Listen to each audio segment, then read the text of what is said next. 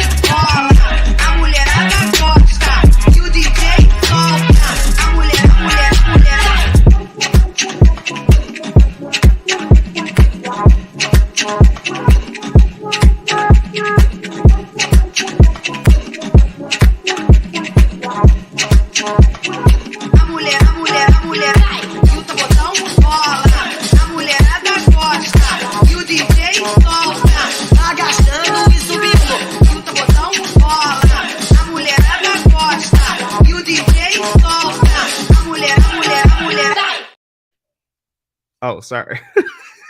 Do y'all like that song? I'm gonna tell y'all where that song actually comes from, but I love that song. That I got that from my high school best friend. We thank you, Claude. Um he did all the audio stuff. We used to have like a little production company back in high school called Red Tie. And he mainly did like all the audio stuff, music stuff, and I did most of the video stuff and editing. So this was way back in high school, but this was a song that he made, and he let me use it for the channel, and I love it. It gave me hype every single time. I see a couple people already here. We got 7 people watching. Go ahead and hit that like button while y'all sitting there. Go ahead and grab y'all a drink. I forgot to make me a drink, but Claude just made me a drink.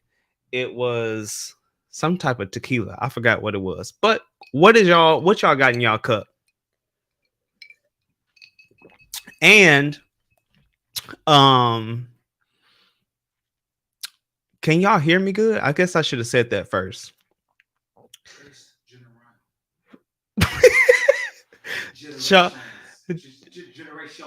Let me just see the bottle. Claude trying to pronounce the Shut up, I've been drinking too. This is what I'm drinking tonight, y'all.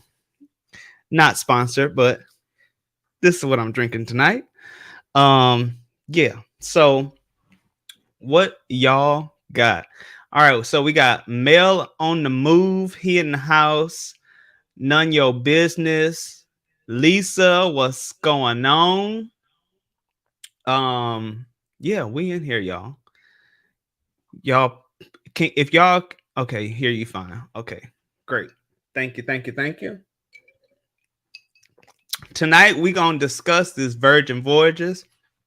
If y'all know, I just went on the Scarlet Lady. Ooh, when was that? 2 weeks ago? Yeah, y'all know I can't keep up with time. I gotta keep notes, because if I don't keep notes, we'll be all over the place. So like every video when y'all see me like grab my phone and stuff like that, it's because if I don't, we will end up rambling about something that is not the topic, or the video would just never happen, or it'd be extremely long because I'll be going all over the place. So we got notes. But yes, I enjoyed myself. There is some things that I want to discuss that like wasn't the best, at least in my experience. Some people really didn't care about it when talking about it to other people that was on the ship. But in my experience, there's a few things I would like to change, but I had a really, really good time.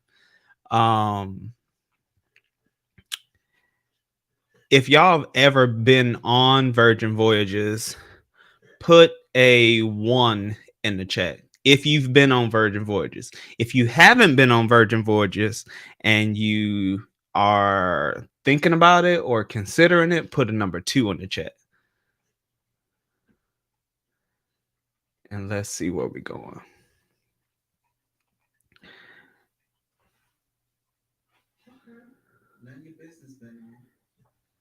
None of your business. How did you like it? How did you like it? And what ship were you on?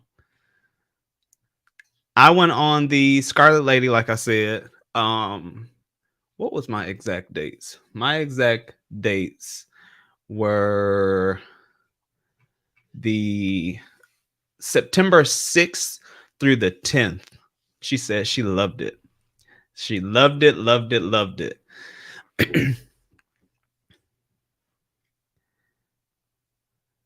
She said, same ship as you.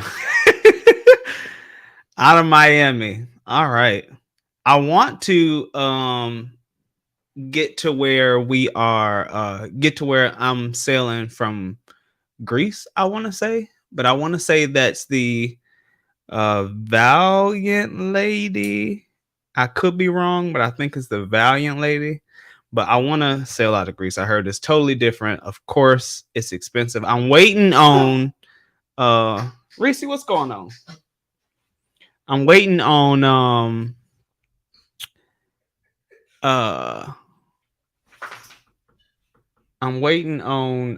Lifewood TV to announce their dates and when they're doing it, because I really, really, really, really, really, really want to go. And I haven't met them yet, but they are like family to me and they don't even know it.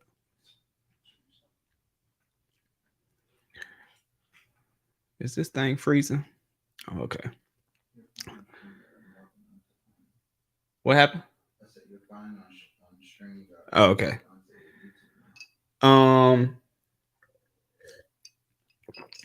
Edna, hey girl, how you doing? How you doing? How you doing? Edna, y'all was child the other day. Me and CLAUDE, I was sitting here editing and had Edna live going, watching the live as I was editing, and I couldn't focus on my editing because y'all was on one. Child, they was lit. Yes, they be fun. Edna's definitely seemed to be really, really fun. They was lit when I met them on the Sunrise. Well, when we met them on the Sunrise. None of your business said, I think the ships from Europe have overnight stops. That would be nice. I haven't done a cruise with any overnight stops. I was going to do one of the Nassau overnights, but I haven't done one. I was just going to do it just to do it. Edna said, sorry. Child, don't be apologizing. It is what it is. We enjoyed it.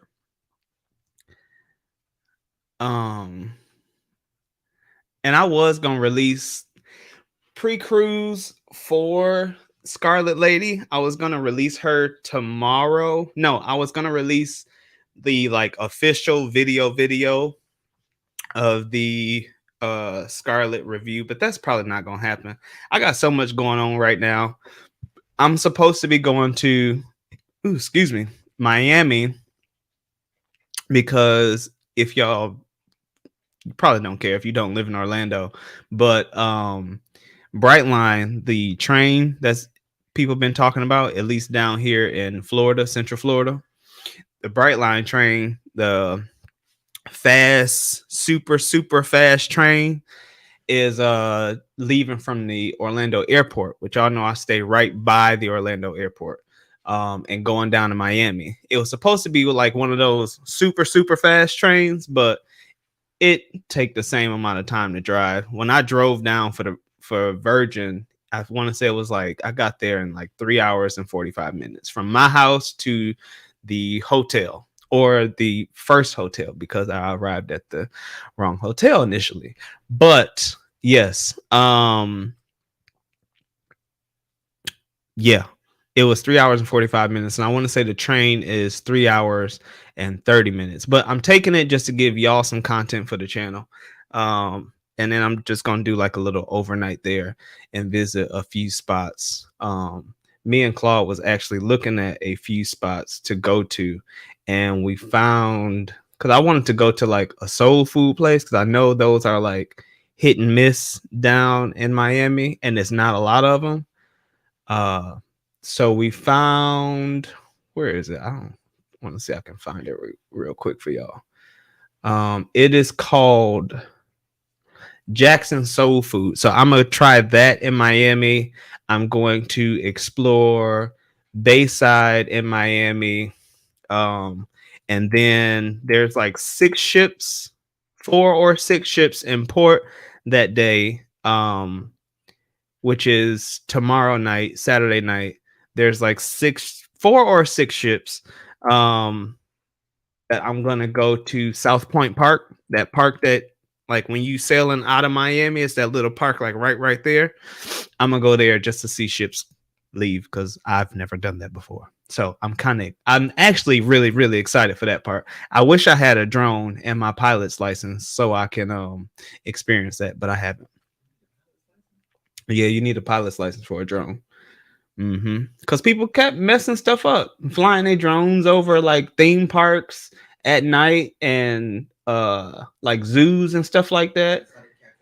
So yeah, so they made it to where you can truly get in trouble if you flying a drone and ain't supposed to.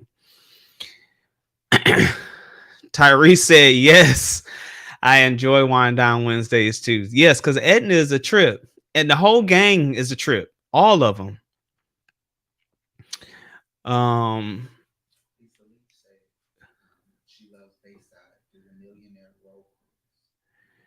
Lisa said, I love Bayside. So I did the Millionaire Row Cruise. I did it. Me and Brandon did it when we went down. We went down to Miami for a cruise. I'm trying to think of which cruise it was. We went down it was before the channel was like even a thing. We went down for, I want to say it was Brandon, our first cruise. I think it was, I wish Brandon was here because Brandon always remember that stuff. I want to say it was our first cruise. We went down to Miami and we were getting on the Carnival Victory, which I want to say now is the Carnival Paradise. I might be wrong, but the Carnival Victory, and we had a great time. To be honest, that first cruise was probably my favorite cruise until Virgin. I really like, spoiler alert, I really had a good time on Virgin. I really did. Like I said, there was still some things that's like, but I had a good time.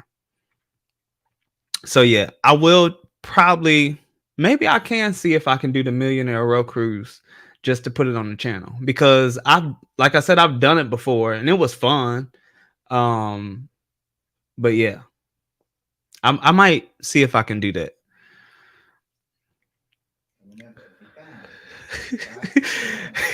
Yes, you need a pilot's license. Tyrese said FAA rules don't make us come get you. Yes, I know, because they will.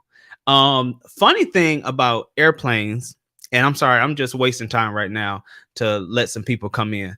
But when I don't think I've ever told you guys, but I did go to Full Sail, which is a film school here in Winter Park, Florida, Orlando area, Winter Park.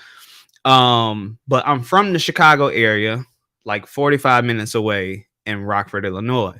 But when I came to Florida for film school, we have this big, huge light, like the lights that you see when you go to like movie premieres and stuff, the ones that, you know, just rotate and shine in the air. I know you've seen them before, even if it's just in the movies. But we had one of those, and we were doing some little like hour-long session on just that particular light and how much power it takes, all that kind of stuff. And we shine that light. The funny thing about those lights are you need permits for those lights. Why do you need permits? You need permits for the lights for safety, one, and the FAA, because the lights put up so much light that in a plane, if that light hits a plane, the pilots can see it. Like it shines up their like cockpit area. So you need like a permit to do it, and they basically restrict the area that you can shine a light in, and they direct traffic to go around that area for air traffic.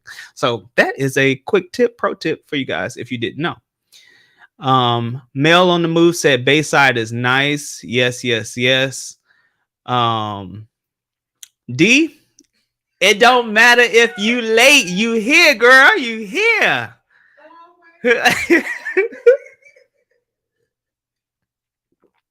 All right, so let's get into this because I really don't want to be here for too long, but I want to get through this, and this will serve as my review until we start the entire until I record the official review. Oh my God, Nick. Hey Nick, if y'all don't know, Nick will be on the channel at some point. I have to teach him to keep his mouth at a mediocre level. I work with him. He is a good friend of mine, and we are gonna cruise together. But Nick's mouth is a little bit bad. My mouth is bad too, but I can tone it out. But Nick is hilarious, and he will catch himself. So he will come to the channel. I love Nick to death. Oh, my cousin made it. Hey, Meek. Tamika. Hey. I haven't seen y'all in a minute. I need to come back home. I did go back home not too long ago, but I wasn't there long enough. All right, so let's get into this review to talk about the Virgin Voyages Scarlet Lady. So let's go. Of course, like I said before, I have notes. So this is the wrong note. All right, so I went on the Scarlet Lady. Of course, it was from Miami, September 6th through the 10th. That was a Monday. Was that a Monday, I think? The 6th? No, yeah, it was. Wait. I think that's a lie. Anyway, y'all can look at the calendar. Y'all can look at dates. It was September 6th through September 10th is when we made it back to Miami. Yeah, I thought it was a Wednesday because it was in the middle of the week and I was trying to find stuff to do in Miami and I just did the regular stuff. Yes, hump day. All right, so Nick said PG-15 sexual. Okay, so it was a fire and sunset soiree. I think that's how you pronounce it. So Soirees, soiree. I think it's pronounced soiree. D probably laughing at me because she know I got public education, and she is probably like on her tail. Soiree. That's how you pronounce it, right? No, I said soiree. Now you got me messing up. Soiree. So fire and sunset soiree, September 6th through the 10th. We finna get through this, y'all. Okay, so let's start with just the process before we even get to the Scarlet Lady. Let's just talk about the whole Virgin Voyages check-in embarkation. Let's start there. We'll go through the timeline of this, and then I'll put up a couple tips and stuff like that, or things I did and didn't like. That's how we'll do this. All right. So going from my notes, everybody, when they talk about Virgin, talks about how embarkation is like fabulous. It's great. It's amazing. I just walked onto the ship. Yes, that is true. That is very, very true. What I will say is the reason that is, if we like being realistic about it, is because Virgin does it totally different than other cruise lines. keep in mind, I've only been on Carnival, but all the other cruise lines when it comes to embarkation is kind of the same. So a typical cruise line gets to the port around 7 a.m. Everybody start getting off maybe around like 8. Everybody is off by like 10 a.m. People start getting, there's a line to get on the ship as the last people are getting off the ship. And then people start going in. That's why on Carnival, you have to wait until 1:30, I want to say, to get to your cabin. Version is different. I like that version is different, but you have to keep in mind that version is different. Okay. So same thing. Version gets there at 7 a.m. You start getting off around 8. People are still getting off around 10. I want to say the first block of time to get on the ship is like 1 o'clock or like 1:30, I think.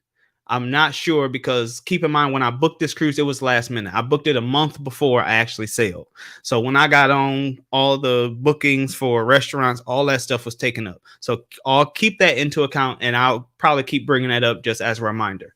So keeping on with embarkation, it's just different from other cruise lines. So yes, just like with Carnival, when you get on and they say your room ain't ready till 1:30, when you get on Version, you basically getting on at 1:30 anyway. So the cabins are made, it's done. Do I like it? Yes, because I want to get on as early as possible, but I also want to get on and get straight to my cabin. That's easy. I don't want to walk around with luggage. I've been walking around with luggage all that morning. I want to get on and get to my cabin. So I did like that, but comparing it to other cruise lines and making that, part of my basis on if I like it other than other cruise lines, and I can only reference it to Carnival. I don't include that because it's just totally different. Now, pro tip, I'm going to say this now, and I fucked up, but if you get there early, you are at your own, you just screwed. Don't get there early. Find something to do in Miami. My boarding time was 3:30, which I want to say was one of the later boarding times. I want to say there's maybe 2 boarding times after me. But get there at your boarding time, maybe 30 minutes earlier, and then you can still like get through the process. But if you don't, they will shuttle you to Bayside. I'm going to say that again. If you get there super early, they will shuttle you to Bayside. And you will sit at Bayside with your luggage. Keep in mind, you can check your bags and stuff there, and then they'll shuttle you to Bayside. But I carry equipment with me, so I never check that. Whether it's a flight, cruise, I'm not checking that, because if it get lost, something like that, then all the planning for like doing the vlog and stuff like that is gone. So I never check my equipment. I will check my clothes because I can rebuy clothes. But don't show up early. Don't show up early at all. And then when you go on through the embarkation process, another pro tip is to have your app downloaded, have it open, because they will need that. And a couple other things. I had a couple other things on here for that, but we'll get to it. Okay, so also another thing, I kind of did y'all a disservice. Claude, shut up. I did y'all a total disservice. Okay, so we only gonna spend a few minutes on this. And Claude and D, Claude and D already know this, but my pre-cruise day in Miami, the night before, keep in mind it was Wednesday night, so I was a little bored in my hotel room. I was supposed to do my ducks. I was supposed to do an email for a client and get them booked on the group cruise. I had an edible from a friend from back home, my high school sweetheart. She had sent me some edibles, and the timing felt perfect because I had told her to send me some like a couple weeks before, but she was busy, and so she had just got them to me. She got them to me literally. FedEx knocked on the door and dropped them off 30 minutes before I like packed up my stuff and was heading down to Miami. So I hurry up, ripped the package open, was like, oh, they made it. Okay, grabbed a pack, put the other ones on my nightstand, and I filled my bag, kept going. Keep in mind, I don't like smoke like that. I don't do edibles like that on a regular basis. So the edibles that we're going to get through this quick. The edibles that I typically take is like a cookie and 25 milligrams per cookie. These were little gummies, like little tiny gummies. And those were 50 milligrams a piece. And so I was like, I'll just take half like I usually do. And she said she started with taking half. And so I was like, okay, I'll just take half. Well, let's do half is a full cookie. And I don't take full cookies because I know I'm going to be on my. There it is. There you have it. So pre-cruise day night, I was smashed. And it lasted all embarkation day. So bad that I was paranoid the entire day. I didn't know if I was going to make it on the ship. I was like, oh my God, they can probably tell that you high or something wrong with you. And you going to make it to embarkation and they're going to say, sir, you are already a hazard. You can't get on the ship. I was so paranoid. But anyway, let's get back to it. So I was high. And so you'll notice that in the vlog. And I might have to do like a precursor disclaimer. But yes. Embarkation day. This was a solo cruise. Nobody came with me. So they had a solo cruiser meetup. I also stayed in a solo insider cabin. But we'll get to the cabin later. Sail away. I loved it. It was great. It's a nice little start to the cruise.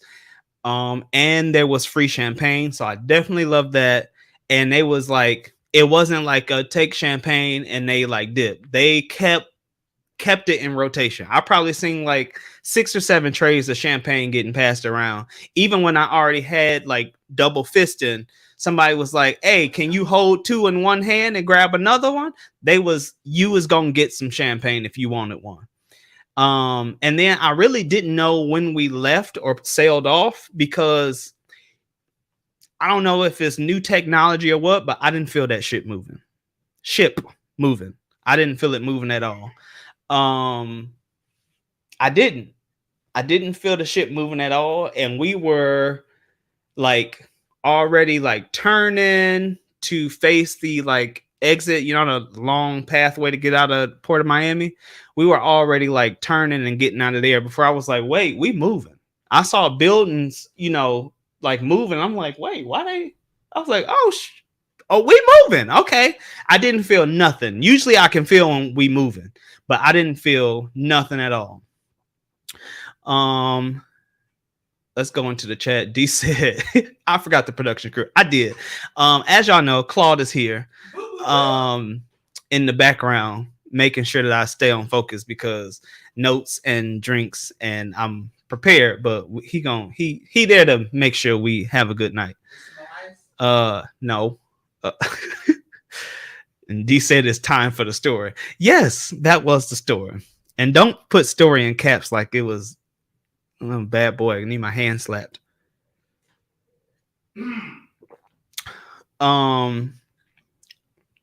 D says she is ready for the footage. I was thinking about releasing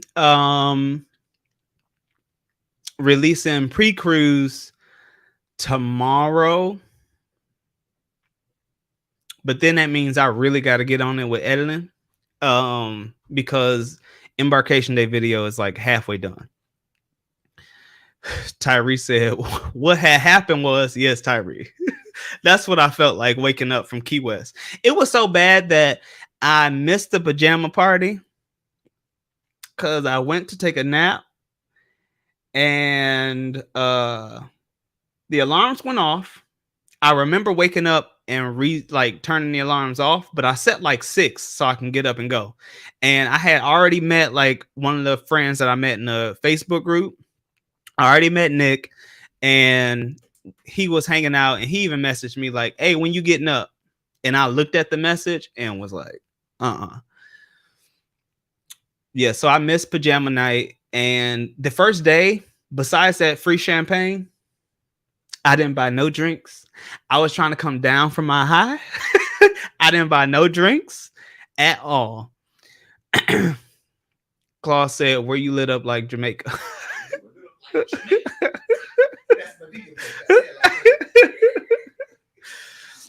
Yes, none of your business said, and it's good champagne too. Yes, it was good champagne. It's the same champagne that if you do like the shake for champagne, it's the same champagne. So they ain't giving you like the cheap stuff for free and then selling you the expensive stuff. It was the same champagne. So shake for champagne is when you got the app open, you can shake your phone and they like bring you champagne. Yeah. But I want to say what I heard was when you do the shake for champagne, I heard it's just bottles. It's not glasses. And the bottles is like, yeah, but you paying for it. Yeah, you pay. It ain't free. If that's the case, we'll do shake for champagne every 15 minutes. But yeah, shake for champagne, I want to say is bottles. I said I was gonna do it just for the channel, but I was gonna be a little bit embarrassing when they got there, and I was like, "Oh, baby, I don't want a bottle." Okay, let's go back. So that was check-in embarkation. Let's talk a little bit about just life on board in general. So then you can kind of, for the rest of this, you can kind of set in. This will like help with the setting.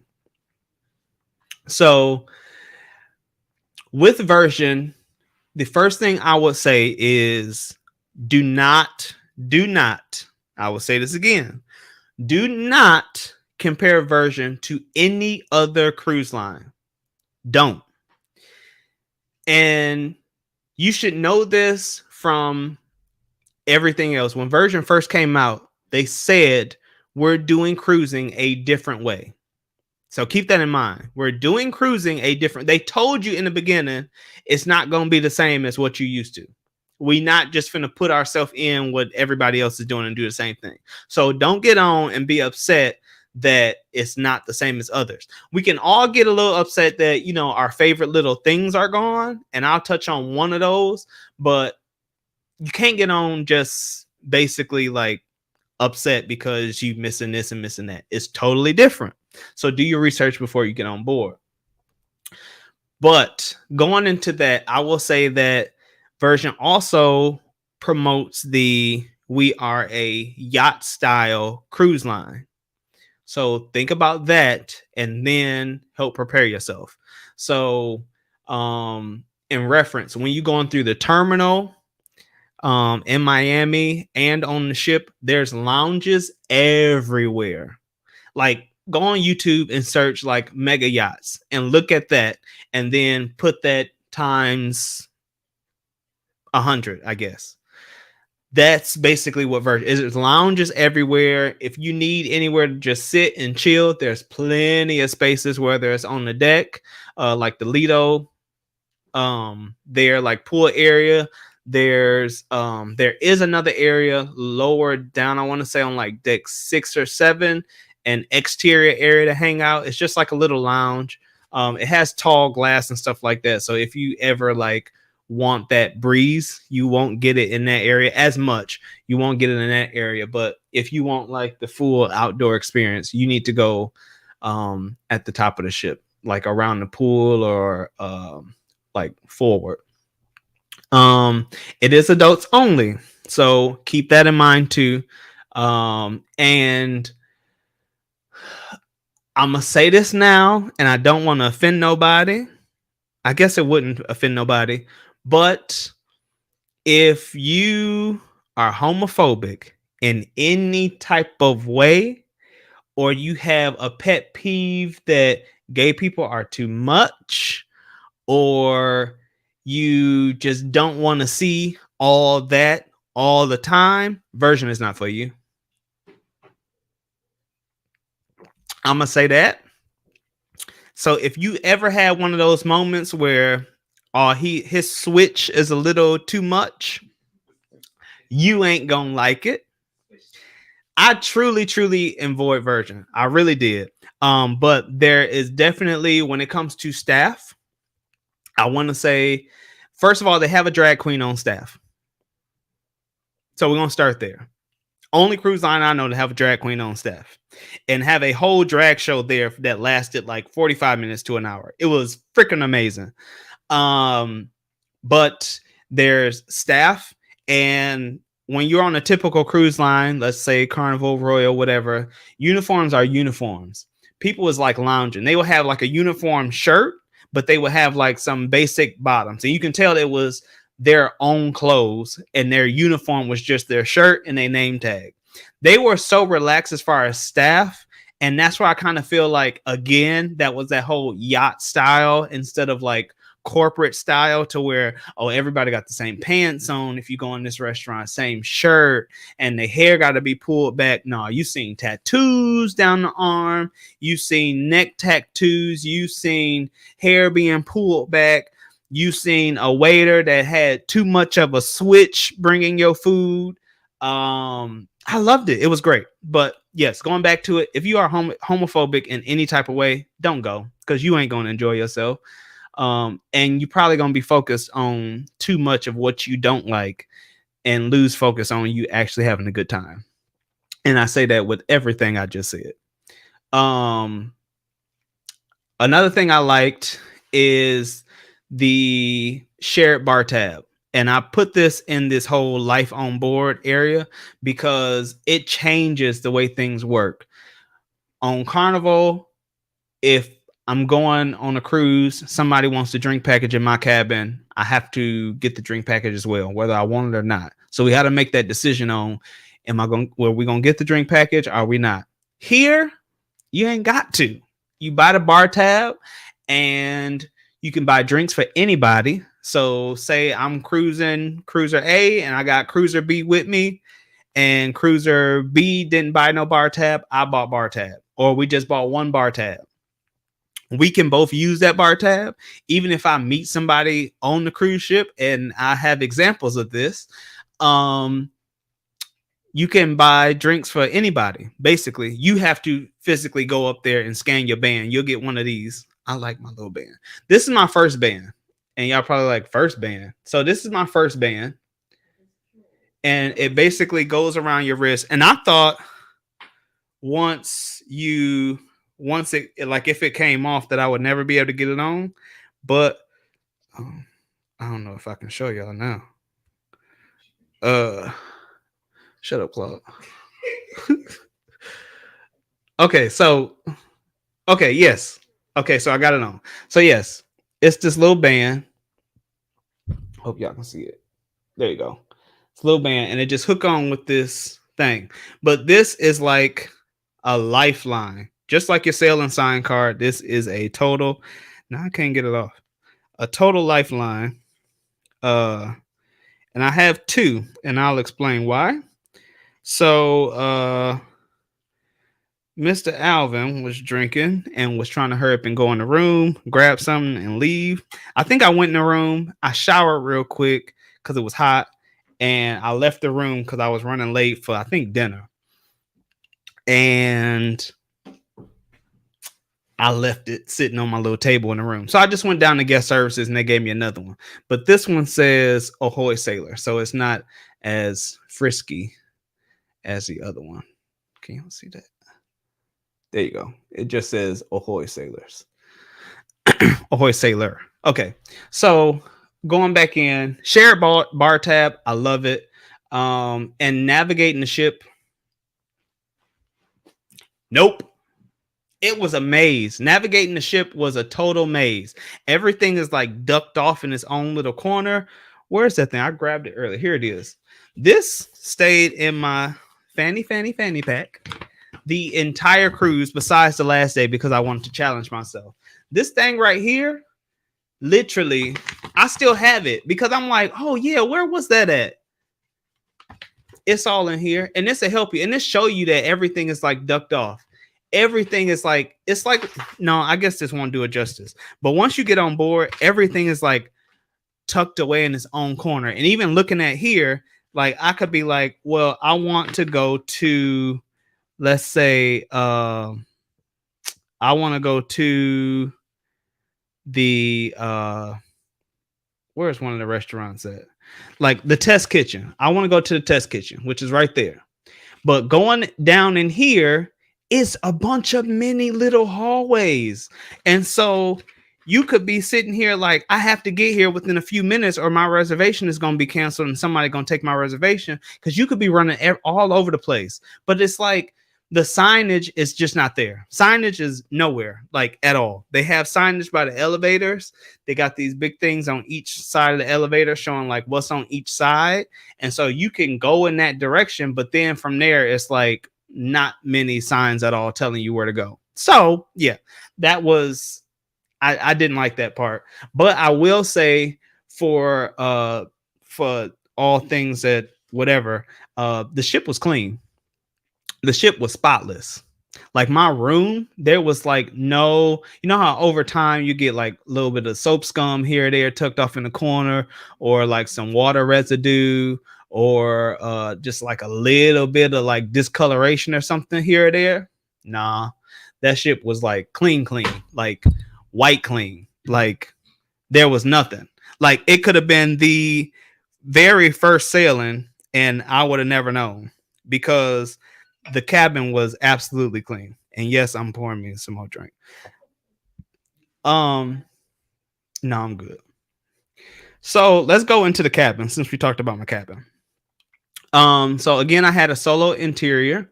It was a very tight space, I will say that, but it was a perfect space for one person. And the cabin is only meant for one person anyway, but it was a perfect space for one person. The bathroom was really, really tight. The bathroom is the same size bathroom as all the cabins up until you reach a XLC terrace. So all the solo insiders, social insiders, the insider cabin, the ocean view, which I forgot what they call the ocean view, and then the sea terrace is their balcony. All of them have the same size bathroom, and it's tiny. You walk in the toilet, you take that, you know how it says step up to get in the bathroom. Once you take that step up, the toilet is right here, your shower door is right here, and your counter space is right here. D, you remember your kitchen when you lived on Cimarron? That's what it was. Minus the step here and the step there. That's what it was.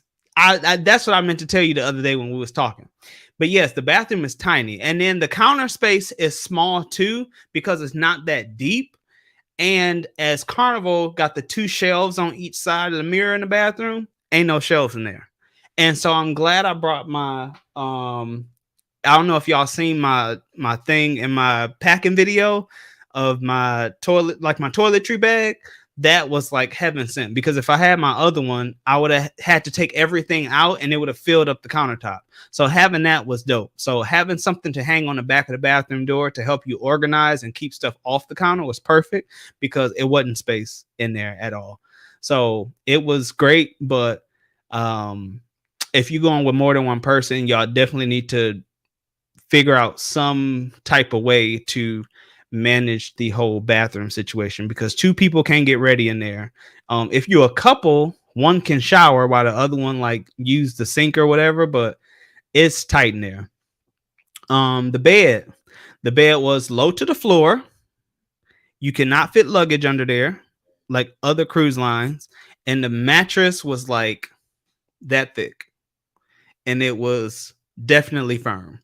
I still got a good night's rest on it, but I like a little, like, I like to be able to like move around a little bit when I'm sleeping, but the bed was firm. The bed was definitely firm. But like I said, I still got a good night's rest. I was still able to sleep every night.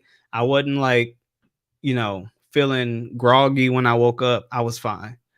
And then if we talk about what else about the room?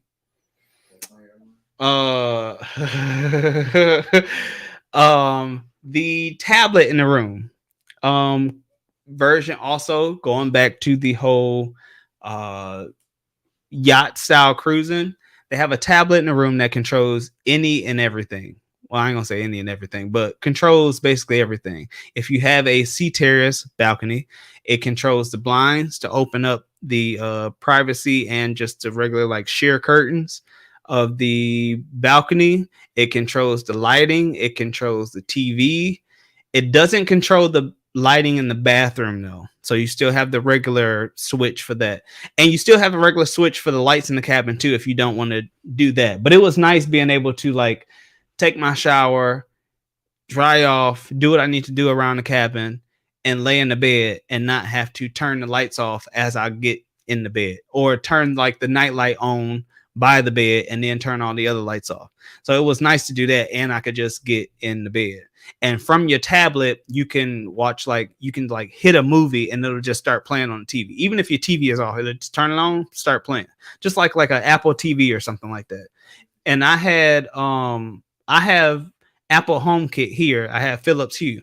So, and I have a bunch of Apple TVs and stuff. Definitely a smart house here. So it was kind of like that. And I think I actually did that in one of the vlogs. I said like, "Hey Siri," and I like tapped the light.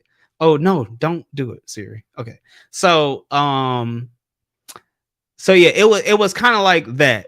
And I liked it. I really did like it. I didn't have a balcony in my room, but it was great to I went to my friend Nick's room to see his balcony and how it was, and that hammock, baby. I'm excited. There's a I don't know if there's a weight limit for the hammock. I can check though.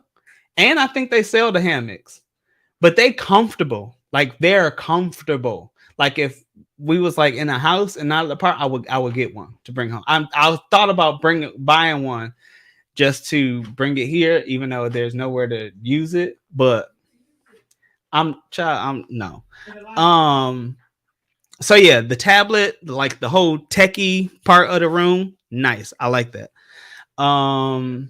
And then like when I went to my friend Nick's room, he had a sea terrace, which is their balcony, and like just looking at the layout, it was definitely like, I would say it was still like minimalist. The way it was like set up, which I liked because it creates more space for me to do what I need to do, instead of like, oh, Carnival got their little stack thing where they put the TV in the safe and all of this, and I feel like it takes away from like the countertop area. I like the way they like set up the whole area. I like the cabins, but a lot of their furniture going to Nick's room, like the little stool that sits in front of, like, I think they call it like the glam station with the mirror and the light that goes around it. The stool can like flip upside down and turn into a table, or you can sit on it and it becomes a chair for the little glam station. And they had another something in the room like that too, that served the same purpose. And then they had like a bedside table that served as like a little desk if you was in the bed. It was great. It was great. I told Nick the only thing they needed in that room was one of those beds that lift up, like the back lift up, and then he could use like that bedside table to work. I don't know, whatever. So let's go on and check, because I'm missing stuff. I'm definitely missing stuff. Nick says $7 champagne. Claude, I need to book a Virgin ASAP. Yes, you need to book Virgin. I loved it. Oh, talking about booking something. If y'all haven't booked the group cruise, this has been the delay with editing. The last 2.5 days, I have opened Premiere Pro to start editing.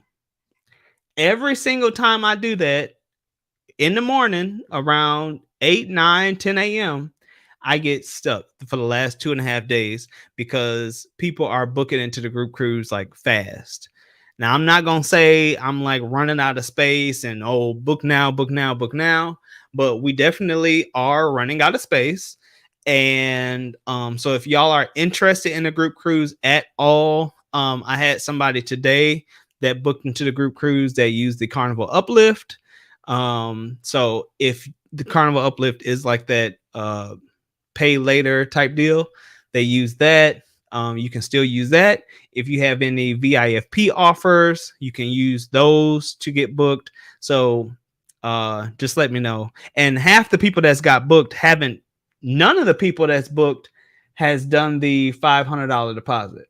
Everybody has. I have booked them under promotions, so it's been half off deposits. So all the deposits as of now have been like $198 or like $250. So if you're interested in going on a group cruise, send me an email at AGibson at premieroasis.com or find my Instagram, and my Instagram is Alvin Rashad. Yes, I had to read that first.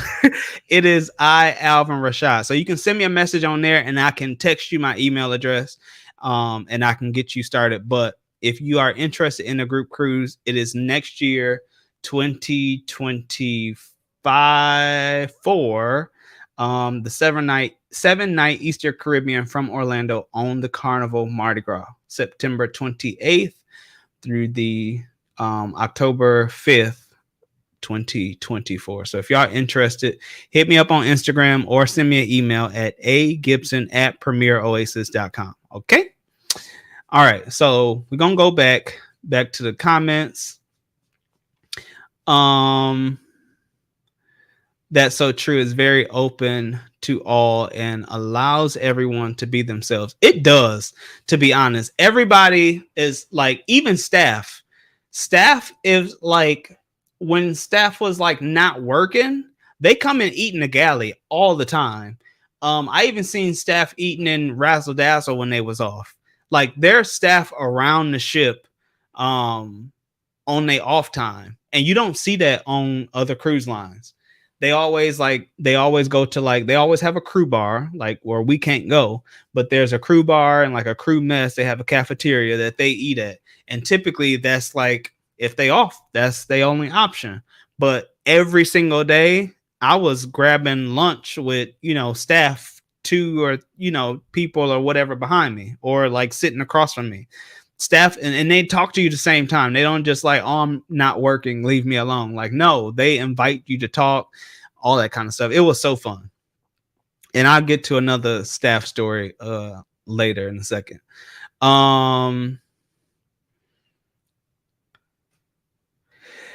Okay, so Ryan, how about Ryan, the host of the singles meetup? He's the best. He was the best, and he was a mess. He kept cracking me up. Now, Ryan is one of those LGBT members United people. He was walking around with his cowboy hat and his they you know what? They kind of look like chaps. They should have been chaps. He had a nice little swag about him. He's not my typical like go-to person, but he had this nice little swag about him. Ryan was definitely cool. I loved him. Yes, Ryan did have a crop top as well. He had one on one of the days. I don't think it was the first day, but one of the days at one of the parties. I was like, what? Okay, all right. Fraser said, great to meet you on the Scarlet Lady. I met so many people on the Scarlet Lady. It was so crazy. I typically bring like 50 to 60 magnets. But I created a new design like maybe 2 days before, and I made some new magnets. I make all the magnets, if y'all didn't know. And I make all the magnets. And I came up with a new design, and I made 100 magnets. And so since I brought my Pelican case with my camera stuff that I did not use, all my magnets were gone. I think I had 2 magnets left the last day, like getting off the ship. And by the time I got off the ship, I didn't have any magnets left. So I think I gave away at least 100 magnets, and I brought some old magnets too, and those were all gone too. I came back with nothing. Like I had to find Instagram for the last couple people because I just didn't have magnets. But yes, I met so many people on the Scarlet Lady. It's so fun. I still talk to many of them on Instagram. Nick said, hot daddy in the crop top. I am down. Yes, it was so fun. So fun. It definitely felt all inclusive. Sometimes wearing like you are like gay or bisexual, if you have a little bit of timidness in you, going to certain places, you may feel like out of place. I did not feel that at no single time at all. To be honest, I had straight dudes pointing out things on my body. Daddy. I had straight men pointing out things on my body, and they with a woman next. Yeah, it was different. It was like if when like if you go on like Carnival and stuff, I still have a good time on like Carnival. But the thing is, I feel like some adults can't fully let their hair down because they got their kids with them. They have kids around them, and it's just different. But on Virgin, there's no kids. So people get to truly let their hair down and totally be themselves. And I met so many straight men that was totally comfortable with their sexuality. Let's just say that.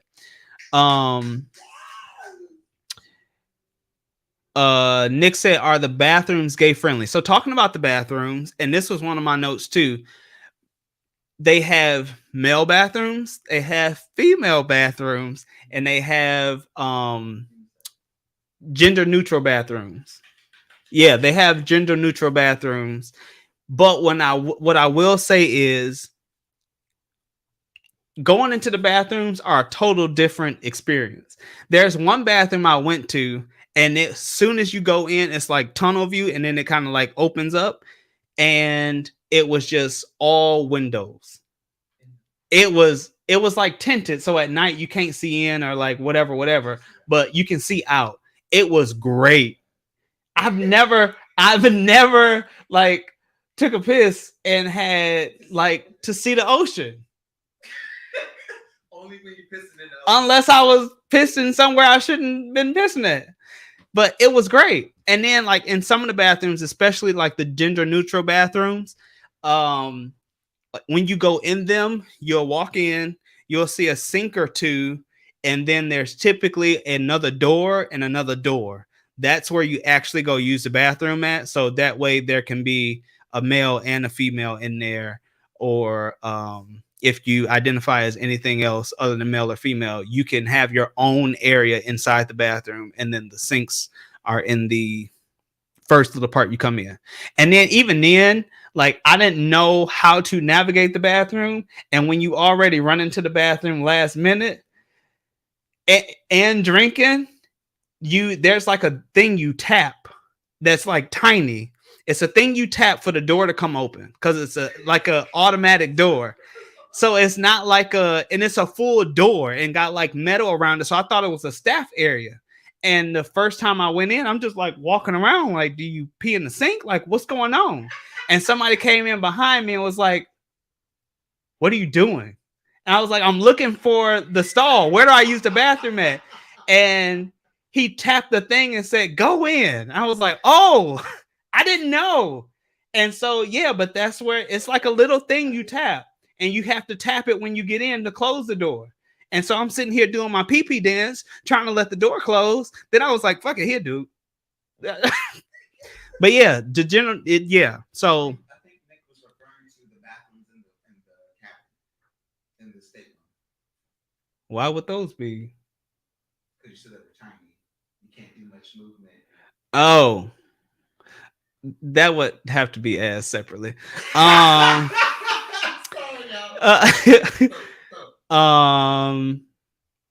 None of your business said the mood lighting in the rooms is so dope, and they have a great movie selection. They do, and the movie selection is all up to date stuff. So I watched some movie, and y'all know I got a bad memory, so I don't know what it was, but it was a movie that I've been wanting to watch, but it's not like out there as far as like on the huge platforms. It's on some platform that I don't think I have. I think I have like access to it through somebody else.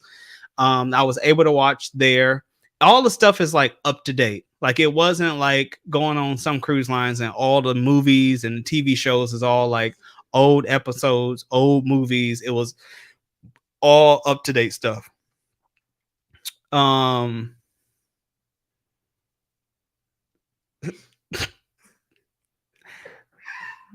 Yes, Claude. You can take the handheld off. There's a handheld and there's a sorry y'all if y'all straight and y'all don't know what this inside joke is. So there's a rain shower and we'll talk about this. So there's a rain shower that you can't escape from. And when I watched on TV Life with V reviews, she said she said she felt like she got baptized by the shower. But yes, for black women, I know y'all don't like to get y'all hair wet because we don't have hair like the light-skinned people. What? Light-skinned cousins, Claude. Yes, not the light brights. Us the queens in our culture do not just get their hair wet.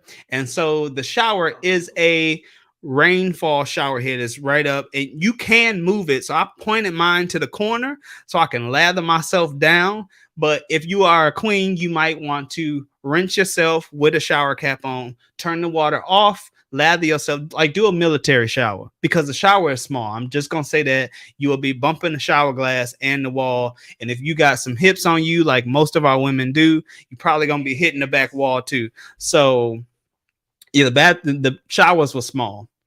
But yes, there is a handheld that you can use, and mine had decent pressure. I know some people said that theirs was like decent, but mine had good pressure on it.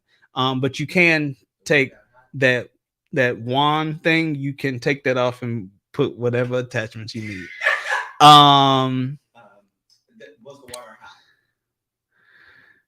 hot? Yes, the water was super hot. It has the same thing like Carnival, so you can turn it, but to get to like the super hot temperature, you have to like press this little button, I want to say, on the thing, and then you can turn it. But to be honest, me turning it to the stopping point before you press that little button was totally fine with me. Yeah, it wasn't bad. Nick said, "Does the tablet have grinder on it?" No, Nick, sorry, but you have free Wi-Fi.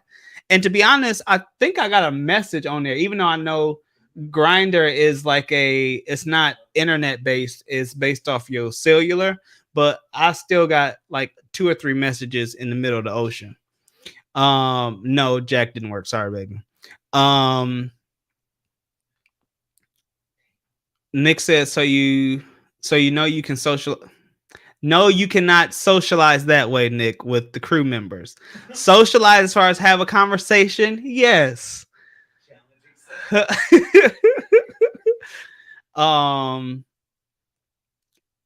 Nick said that booty though. Edna said that Ocean View bathroom on Lido had me tripping. Yes, I think that's the one it was. Or no, I was in the one that was right outside the galley, right outside the buffet. And in the men's bathroom, I think the women's probably the same thing, was the same. It was just all windows. And so I went inside. I was like, this ain't the bathroom. And then the guy was like, no, it's the bathroom. And I was like, who is that talking to me? But it was a man at the urinal all the way, all the way in there. Edna said her handheld was aggressive. Yeah, mine had good pressure. I had some people that said that the handheld was like, that the handheld was a little like it wasn't great of pressure, but mine was great. The traveling type, hey y'all, say hey everyone, hey, welcome. Okay, so we've talked about the embarkation, life on board, we talked about the cabin. Let's talk about technology. Virgin is very tech based, as far as like the app, the cabin, all that stuff is definitely a step above most cruise lines. But I had issues with my app.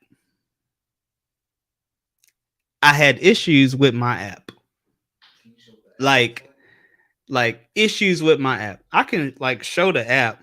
It won't do much because, well, I can't say that yet. Where's my app? So the app will open like this, and sometimes it will sit there for like 5 minutes and not open. And I had other issues with this app. It's still going. Oh, there it is. Okay, I can't show y'all that. I haven't told y'all that yet. So, the app had issues. It at sometimes just took way too long to open. Then you would close it, or like say, you know how you leave an app open and you don't fully close it, but you get away from it to go to something else, and then when you get back, the app would take like sometimes way too long to refresh itself.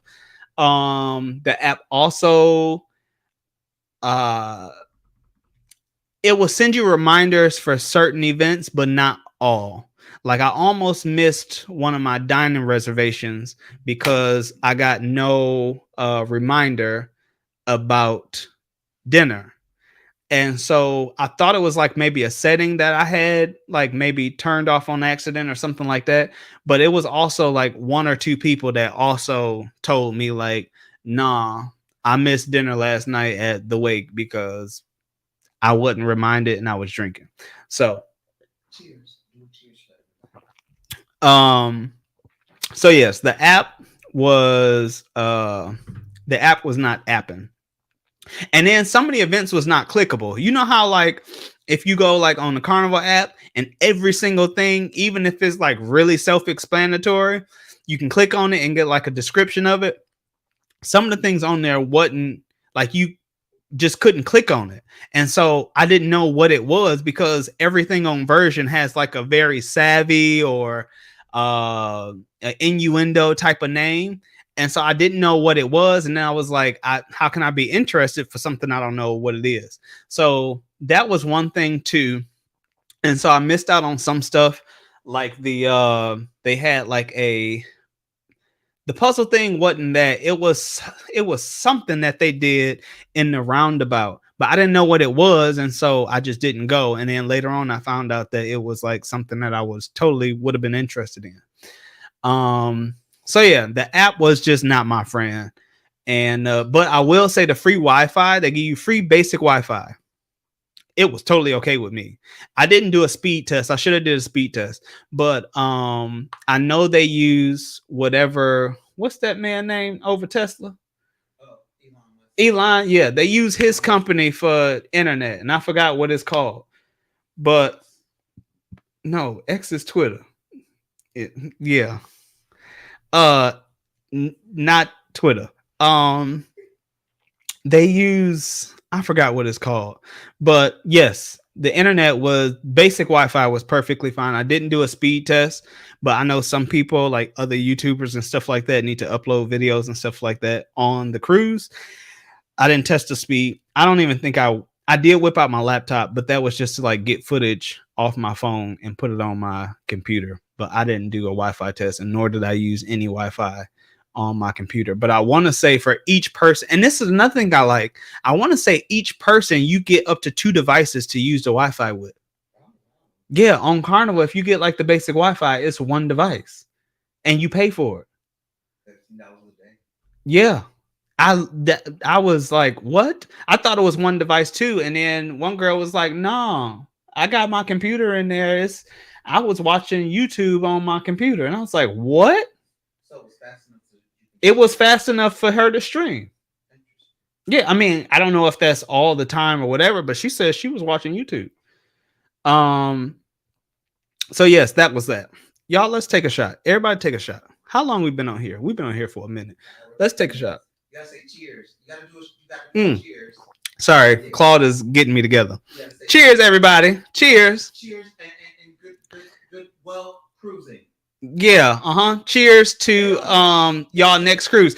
Whatever y'all next yes, Starlink, Tyree. There it is. Boom. Starlink. That's the internet that they use. Oh, I thought that sounded like a porn name. It's not a porn name. It's Starlink. It's internet. Everybody put in the chat what y'all drinking right now. If y'all don't have a drink, then you need to get a drink because y'all are missing out. All right. Oh, that's great. Did I miss anything else?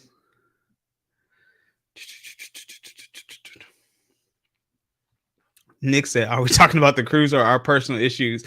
What are you talking about? About the, what was he referring to? He was referring referring to something about the bathroom. About the bathroom? You was talking about the bathroom when you had Oh, because I got issues. because I'm a fat ass? And I was touching every wall when I was in there in the shower? No. No. Edna says she just finished Moscato. That's like the only wine I can drink is Moscato because it's sweet. I can't. I've been trying this thing of trying wines, and I even had some wine on Virgin, and it was Moscato. But that's like the only wine I can drink and actually like truly enjoy it is Moscato. And because I wasn't even gonna drink no wine, but my friend Nick, if he rewatched this, I don't think he here. I think he's still working. But my friend Nick, we hung out the entire time. We met on the Facebook group, and then we hung out the entire time. We hung out so much that everybody thought we was dating. And when they found out we wasn't, they looked at us as if we were the issue. And I was like, no, we met on Embarkation Day, face to face, and we just been hanging out. Okay, so we went to tech. Let's go to food. Everybody probably waiting on food and what I think about the food. Okay, so I'm gonna just say, and I'm gonna be true. I'm gonna be truly honest about this. The food was great. Do I feel like people overhype the food? Yes. And I feel like that's because everybody else says the food is great. I feel like some people overhype the food. Like it's just the food was great. I will say that. But when people like rant and rave and like they ain't never had good food before, there was some things that did make me like, is this on my plate? Is this mine? There was some of that. I will say that. I won't say it was just like, it was just good food. It was good food. Some of the food was great. But some of the things I feel like was just overdone. Like it was too far.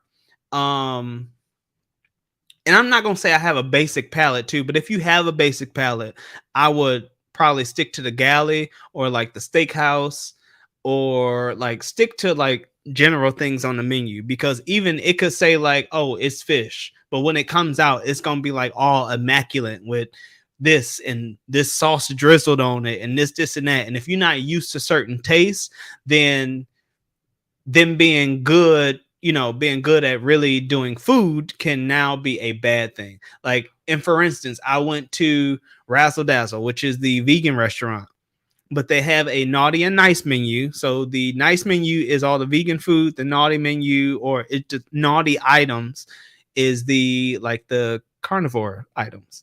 But what was I about to say? Oh, the bacon. They had a side of bacon, which I got, and my friend Nick wanted it, but it was like honey drizzled, and it had some type of spice. I forget what was on it, but it was spicy. And Nick was like, I don't do spicy food. And he wanted bacon. And I told him, I was just like, well, ask for bacon without the spice. And he was just like, no, if that's how it comes, I don't want, like, he just didn't want to hassle nobody. But I don't know. I just ate the food as it came out. I never asked for specifics. But I will say, when it comes to food, every single time, whether it was the galley, which is their buffet, whether it was a restaurant, they will ask you before they even start the process, do you have any food allergies or preferences? So if you are vegan, if you are vegetarian, if you have an allergy or something like that, that is like the top priority. Top priority. Like I met some solo cruisers and they was cruising together and they had ordered room service because I had talked about them. And I was like, every restaurant I go to, even in the galley, they asking me, do I have an allergy? And they said, yeah, he's allergic to shellfish. And we had ordered such and such from room service, and they stuff came in 2 separate containers. And like the one was clearly labeled like, this is the one that has like the seafood in it. Cause it was like, some people are way more sensitive than others. So like the smell or just, touching the container that, whatever can like set them off. And so he said it was like clearly labeled. He was like, I really, really appreciated that. So if you have any food allergies or anything like that, then you'll be set. But let's go through the actual restaurant. So they got Pink Agave, Extra Virgin. Pink Agave is the Mexican place. Extra Virgin is the Italian place. Razzle Dazzle, like I said before, is the vegan restaurant. Gumbe is the Korean barbecue. And the Wake is the steakhouse, and the Test Kitchen is the Test Kitchen. Pink Agave was my favorite. Pink Agave was definitely my favorite. And to be honest, I wasn't going to go because we were scheduled to go to the Test Kitchen that night, but somebody had told me that the Test Kitchen, experience is like really, really long, like maybe 2.5 hours. And so I didn't go to the Test Kitchen. We actually went to Pink Agave, but we had a great time. We had a great time, and they corn and they steak. I loved it. It was great. The corn and they steak, that's the steak that got the cheese on it. And a lot of people said that the steak at Pink Agave was way better than the steak at the steakhouse. So I don't know. But I do plan on going to the Wake just to experience it for myself. But they do sell, you can upgrade. Each menu in each restaurant has like a treat yourself section to where you can pay for certain upgrades. And they do have a tomahawk steak. And I want to say it was only like $60. So that's pretty good for a tomahawk steak. And I think if I go to the steakhouse, I might get that to treat myself. I don't know if they had hot sauce. I mean, I didn't go to the steakhouse. Extra Virgin, no. All the restaurants are included. Extra Virgin we went to, which is the Italian restaurant. You get a ton of food. I left there definitely with the itis, and I left there basically telling Nick, like, hey, I might need to take a nap. And he was like, nope, you already missed the pajama party. You ain't taking a nap. We finna go. I was like, all right, whatever. But it was a lot of food. They gave you like the waiter asked if we wanted to like have a little sample of kind of like everything. And I was like, yeah, we can do that. And so he was like, yeah. So he brought this charcuterie board out. And I'm not big on like cheeses and like meats and stuff like charcuterie boards is not my thing. But I ate off that one. Ate off that one. I don't remember what cheese it was on the oven, but it was good. And then Gumbe was decent. It was like you eat pieces at a time. So if you like extremely hungry, I would say probably go somewhere else or get a snack before you go, because it's a slow process to get into it. But the atmosphere is amazing. The game you play, all that kind of stuff. The waiters, it was all like encouraging. You will try some new things there. Like they brought out this little sample tray of like some bean sprouts and some other like 5 other things on this little tray that you can try it with like the meat and stuff that you cook in there. That was kind of good to play around with, but some of the stuff was just like, what? No. It was just different, like different stuff. But you can like pair that stuff with some of the foods that you cooked. Razzle Dazzle. As I said before, I got high and I didn't take my notes that I usually take when I go on cruise ships that I haven't been on. And when I went to Razzle Dazzle, I was telling myself, get the chicken sandwich. I was told by Life with Us TV, get the chicken. I did not get the chicken sandwich. I got something else that was still good. It was great. But I did not get the chicken sandwich. And yeah, I missed out. I said Gumbe. The Wake. Okay, so I didn't go to the Wake and I didn't go to the Test Kitchen because my sailing was only 4 nights. And when planning a cruise, you can only like book one restaurant throughout the cruise, and they kind of make that so it's fair for everybody to basically be able to try each restaurant. But what you can do is say, I loved Pink Agave. I did go there the last night, but let's say I went there the first night and I loved it.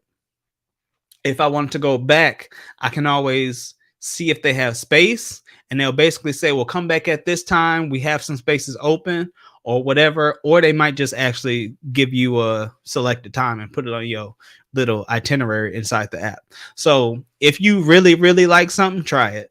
And I didn't go to the test kitchen because, like I said, they said I heard that the experience was like 2 to 2.5 hours, but I really wanted to go there because of the cocktail pairings with all the different stuff and whatever, but I did not do that.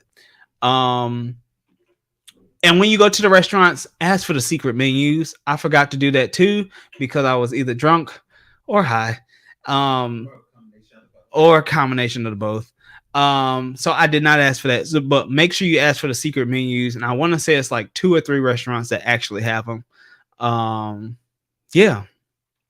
And in each restaurant, test kitchen is like they promoted their drink pairing. But if you go to any restaurant, like when I was selecting entrees, they was also telling me like, oh, do you like this type of alcohol? This goes great with that. And I love that. That whole like that truly gave me like the yacht style experience, because it was like, oh, like in where did I go? Pink Agave. When I went into Pink Agave, first of all, we had shots with the DJ. There was a DJ in Pink Agave. It was the last night. I don't know if it was a special night, whatever, but the DJ came into Pink Agave. We had shots with the DJ, and there was all kind of stuff. There was staff. The manager of Pink Agave was arm wrestling one of the like the sailors. It was great. Like when I say the staff interaction was, it was that like it was. I never seen it before, and I was first of all I was like they finna get fired. Then I was like this is just their norm. But I did feel at home. I felt like I was supposed to be there. And it's times on Carnival where I don't feel like that. I feel like I'm just here with everybody else. Like I'm just another person. But there I felt like staff like prioritized you. And when they get to know a little bit about you, they take that on. Like I seen one waiter that I had in Gumby. He was in Pink Agave the night that I went to Pink Agave, and he wasn't my waiter in Pink Agave, but he came over and in front of with my waiter sitting there, he was like, "Hey, he don't like such and such." Because I remember when I was in Gumby, I said, "I don't know if I'm gonna like that." And when I had it, he was like, "No, he don't like that." And so he told him, "Hey, don't give him this because he don't like that." And I was like, "What? Like, how you remember that?" That was like a 2-minute interaction, whatever. But yeah, staff was on par. The galley, Diner and Dash, loved it. I was there every night. I was kind of upset that the pizza place wasn't open earlier. I think it closed at like maybe midnight or whatever. But for the folks that was like up in the nightclub and at the casino all night, it was just the galley. After like midnight, I think it's just the galley until they open up for breakfast in the morning. Diner and Dash is like the only 24-hour spot. It was good. And if you want custom orders and stuff, everything is like made to order. Lick Me Till ice cream. Y'all know I love ice cream. So I think I got ice cream like every day. It was great. And if you are, I want to say they had a vegan option, and I think that flavor rotated like every day, so it wasn't like the same thing you was gonna get. The pizza place, great, knocked Carnival out the way. It was great. I had the white pie. When I go back, I need to try the pepperoni, but I had the white pie. And then I did not try room service, but I told myself I was going to do that the last night. But promptly when I got to the room, that thing there put me right to sleep.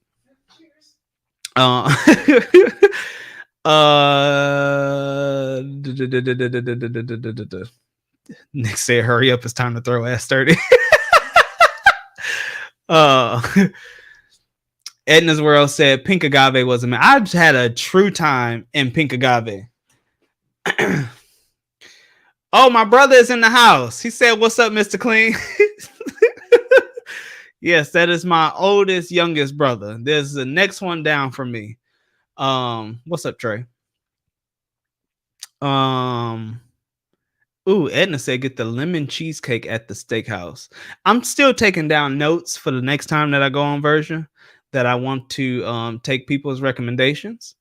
So yes, I will put that in the notes. Nick said, was there a captain's dinner? I don't remember there being any type of like special dinner or anything like that. I don't think it was. I don't think it was. Edna said, I hosted a group of 40 and the group's person came and found me and thanked me. Carnival definitely doesn't do that.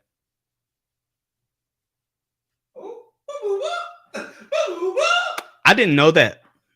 I did not know that as well. I am hosting a group on the Mardi Gras, so we'll see. But I mean, I don't expect stuff like that. I know what I'm getting into when I go to Carnival, whether it's a new ship or an old ship. And to be honest, I just lied because I haven't been on a new ship at all. I've been on all older ships. But yeah. I guess that's something to look out for too. Going from food to bars. On Carnival, I love the Alchemy Bar. That's my place. At nighttime, it's the Alchemy Bar, LGBT mixer, the then it's the comedy show, and then the nightclub. And even when I'm at the nightclub drinks on Carnival is like watered down. So I always go out until they close to Alchemy, and then I will go back into the nightclub with my drink. But Sip Lounge. I'm gonna leave that right there. The Sip Lounge, once I found it, because I did not first, my embarkation station was there, but like roaming around the ship, I forgot all about it. And I was like, where was that?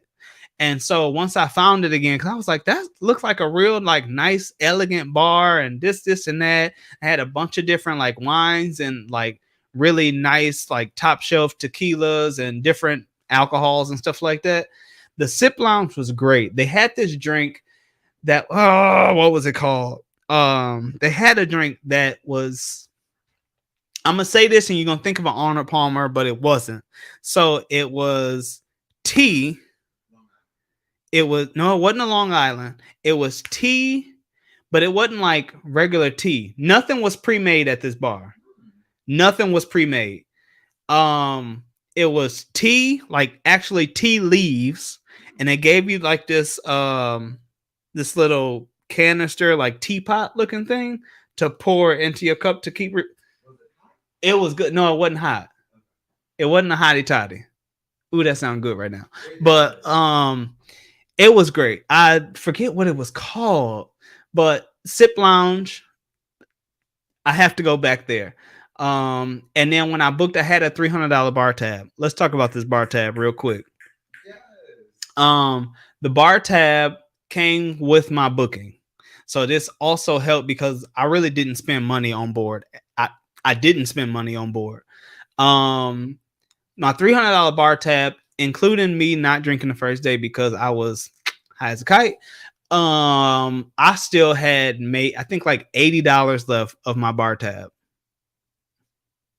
I still had $80 left for my bar tab. My Sailor Loot, I did prepay for my Sailor Loot.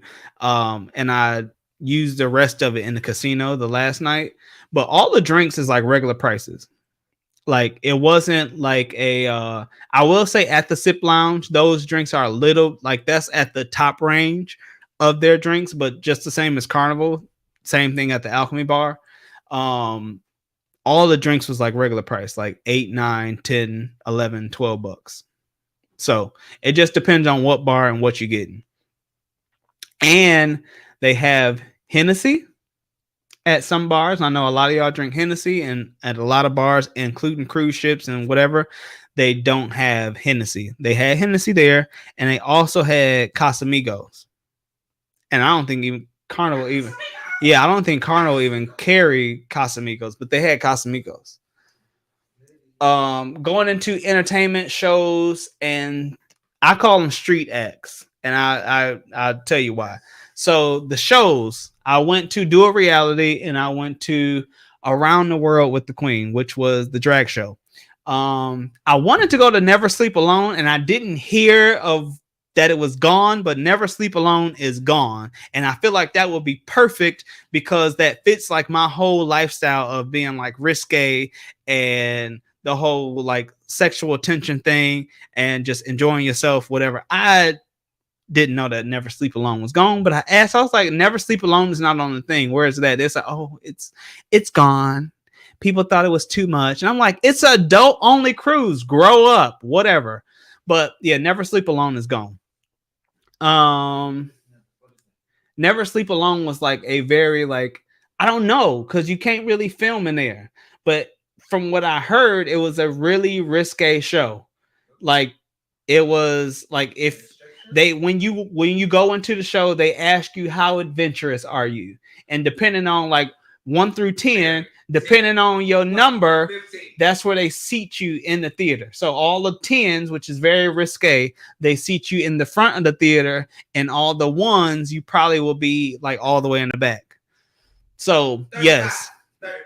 So and then you will get called on stage and asked to do certain things. 35. So 35. I don't know what it was or whatever, but I was really excited to go see Never Sleep Alone, but it was gone.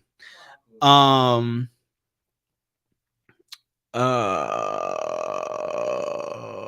was I going to? Okay, so yeah, Dual Reality.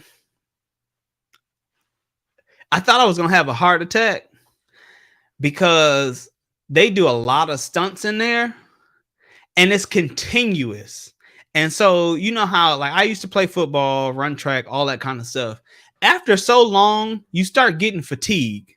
And so I didn't know how going on into an hour-long show and you doing all these like circus acts and carrying people and throwing people in the air and this and that, how they was able to do this for so long. But they were. And yeah, it was a bunch of, I think I recorded like half the show because I was just sitting here and my mouth was open. And my friend was like, do you need some water? Because your mouth is going to be dry. And I was like, what you mean? He said, your mouth has been open this entire time. You are mouth breathing. And I was like, oh, I'm sorry. Because I just, every time they did something, I'm just like, and then you look at the other side, it's like, whew, wait, what's going on up there? What they doing? Yes. Dual Reality was fun. Shut up. But then going into entertainment too, they had a happenings cast. There is no like cruise director. And that was one of the things I was missing. There wasn't no like go-to person that was like, okay, the cruise director gonna be at this. That's where the party gonna be at. No, they had a happenings cast, which was divided up into like, I think like 5 to 6 or 7 people. And they all had a focus. And I didn't know that. But when I went to the solo cruiser meetup on Embarkation Day, they said that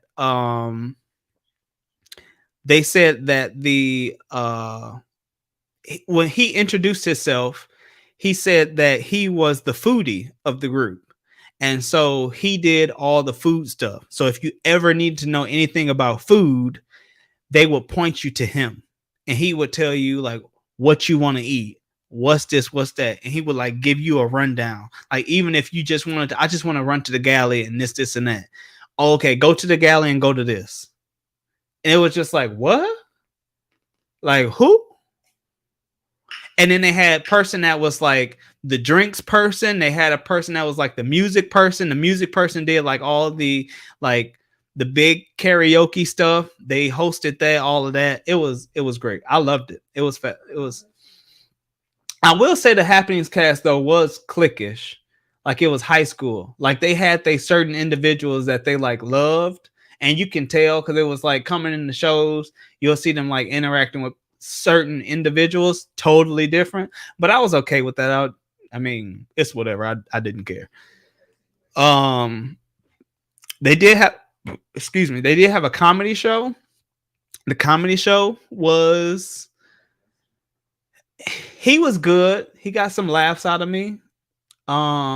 Mainly because half of his jokes was based off of his mom and dad both being deaf. I'm gonna just leave that there. And he wasn't from the US. I forget where he was, but he wasn't from the US. And then they had like random like small bits of entertainment like throughout the ship. So at random times, like there was a piano person playing over here and like singing. And then as soon as he finished and as he's like packing up his stuff, there's like circus acts going on right here at the roundabout.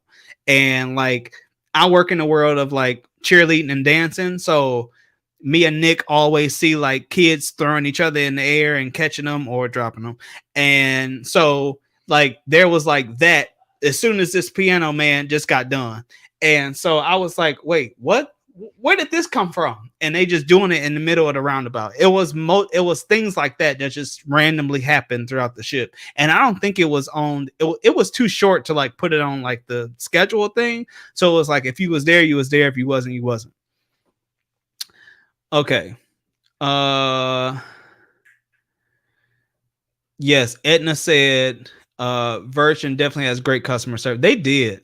Anything I needed, it was like an easy. Besides one, I ran into one where I kind of got like shuffled around and I forgot what I was trying to. Oh, I was trying to add my friend Nick to a reservation because everybody kept saying this restaurant's get booked up. But I keep forgetting, or I didn't know at that point that me being a solo cruiser, they're going to put me at a table for two anyway, whether there's somebody with me or not. So it was easy for Nick to join on my reservations. But like the first one, they told us to go here. Then when we got there, they was like, oh, no, you go here. So we went there and it was like, oh, no, you go here. And then we went there and it was just like, look, we just going to meet here at the reservation time and we'll see. So, yeah. But yes, Virgin does have really, really good customer service. Do they have any wine tastings? So, I think they had, I know they had like a, they call it a grog walk, which is their bar crawl. But I want to say that was mostly cocktails. I don't know if they had one for wine, but I guess that's something to think about. Edna said bar tab and Sailor Loot was the best. I had so much promotion. I used my Sailor Loot to get a tattoo. Okay, so Edna, I got a question for you because I wanted to get a tattoo. D is really interested in getting a tattoo. And I went and asked a bunch of information. Oh, and Claude is interested in getting a tattoo, but I don't have any tattoos. And so I had to call D one day because I was like, you tatted up. How much was your tattoos? Because what I was finding online was just like, it was kind of all over the place and wasn't answering my question on like how big of a tattoo you get, how expensive it was. But when I watched one video, it was like, Edna, the same tattoo you got, like I know your tattoo is like fairly small.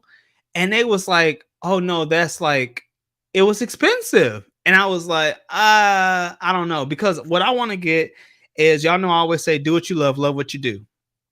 I want to get that in a circle on my chest, probably about this size.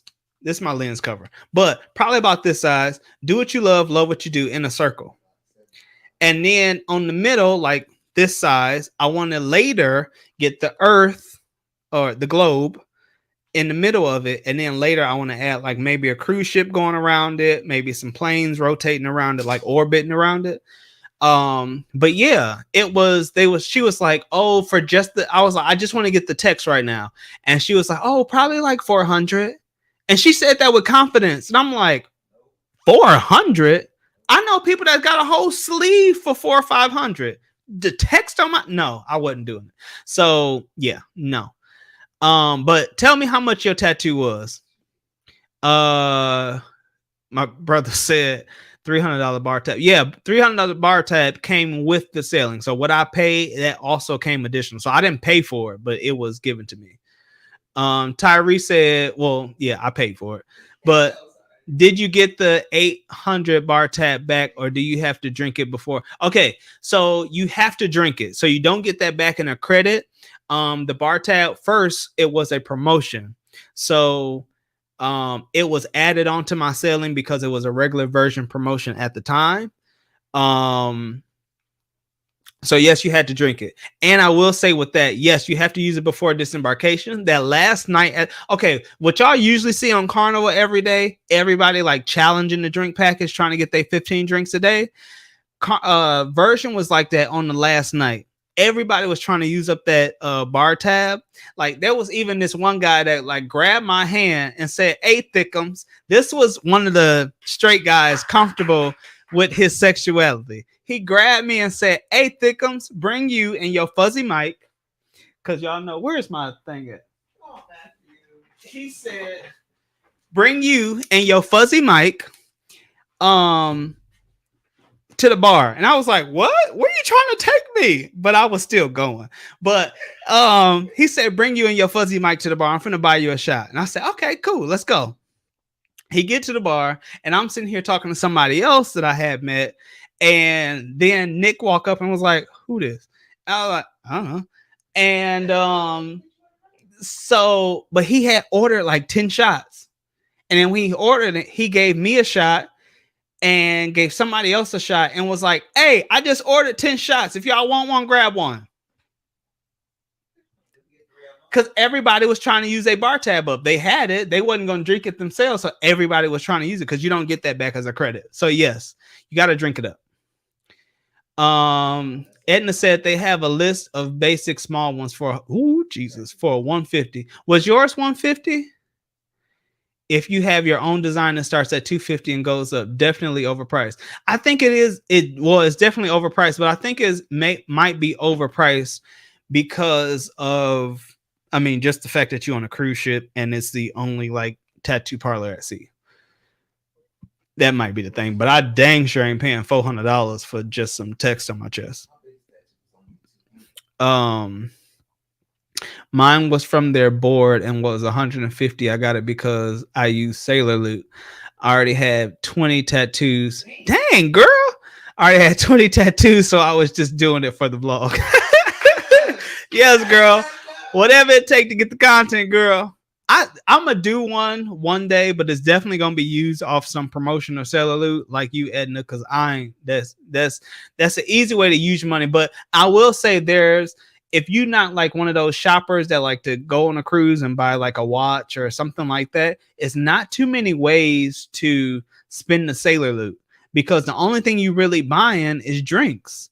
And I mean, I guess if you want to upgrade your Wi-Fi or like go to the spa, which the spa was really expensive compared to like other spas, there's really not too many ways to spend the Sailor Loot as far as like what I see, unless you like getting the upgraded options in the restaurants.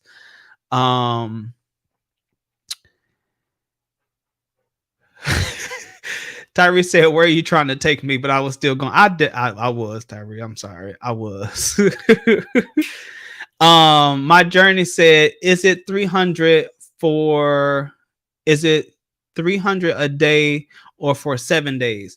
So my $300 bar tab was for the duration of the cruise. But even then, it was a 4-day sailing and I still had $80 left. But the first day I didn't buy drinks because I was trying to come down from my high from my edible that I ate the day before embarkation. Huh? Could you have used it in a gift shop? What? Your balance. My Sailor Loot? Yeah. My Sailor Loot, yeah, you're using the gift shops. But my bar tab is what I had more of. I had $80 of bar tab. I didn't have any Sailor Loot left. I used that all up in the casino. Edna said, exactly. I used the rest in the casino. So, to be honest, this was my first time playing a table game in the casino at all. And I had very good odds. I won't say that is, everybody's experience. I think I spent like $300 in the casino. I originally bought the Sailor Loot so I can use that for my next Virgin Voyage. But my next Virgin Voyage has to be on a card. And I didn't know that prior to. So I had bought $500 of Sailor Loot. And I was like, well, 300 of it I'll use for my next Virgin Voyage. But when I got on, they was like, nah, we need a card. And I was like, what? So then I had to find a way to use it. So then I was like, okay, roulette, here we come. But then the other I spent in the shops. Yes.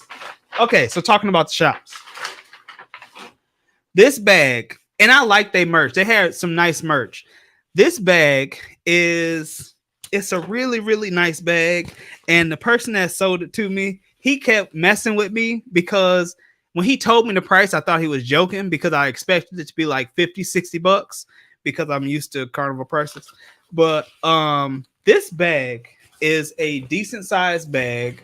I could like, this is like a perfect shore excursion desk. Shore excursion bag, getting off the ship bag, port day bag. It's not waterproof, but I feel like it's somewhat water resistant. And it will be easy to get sand out of here. Yeah. And it's got a couple pockets inside, and it's got this pocket up front. This was $35. This was $35. Like when I go back, I might be doing a giveaway, and I'll probably I might give away this one. Paul said no because he got his eye on it. I also bought in the shops this t-shirt. The front is kind of plain, but I was just looking for a basic shirt. I got this t-shirt. It still got the tags on it. And then it says "Love is a Voyage" on the back. Oh my God! Cut the sleeves off. I thought that I'm not cutting the sleeves off. No. And then of course, y'all know I collect ship models, so I got this. And actually, I'll open it real quick because this was another one of my complaints. Their ship models, they had two. So you can get this one or you can get a glass one. This one was like $65. I still got it, of course. But this was like 65 bucks. But it's so basic. Yeah, I like it. It's cute. But I was wanting more. Like the Carnival ones look like the ship. You know what I mean? And so I like this one, but I was like, maybe y'all should. And that's what I said. I said it just looked like a big paperweight. And it's detailed on the top and stuff like that. But yeah, I was like, okay. But the other one, this was like 65 bucks, I think. And the other one was like 95. But the other one is glass. And it's like a little bit smaller, I think. But I was like, nah. So I've unboxed this, I guess. Well, I took it out before. But anywho.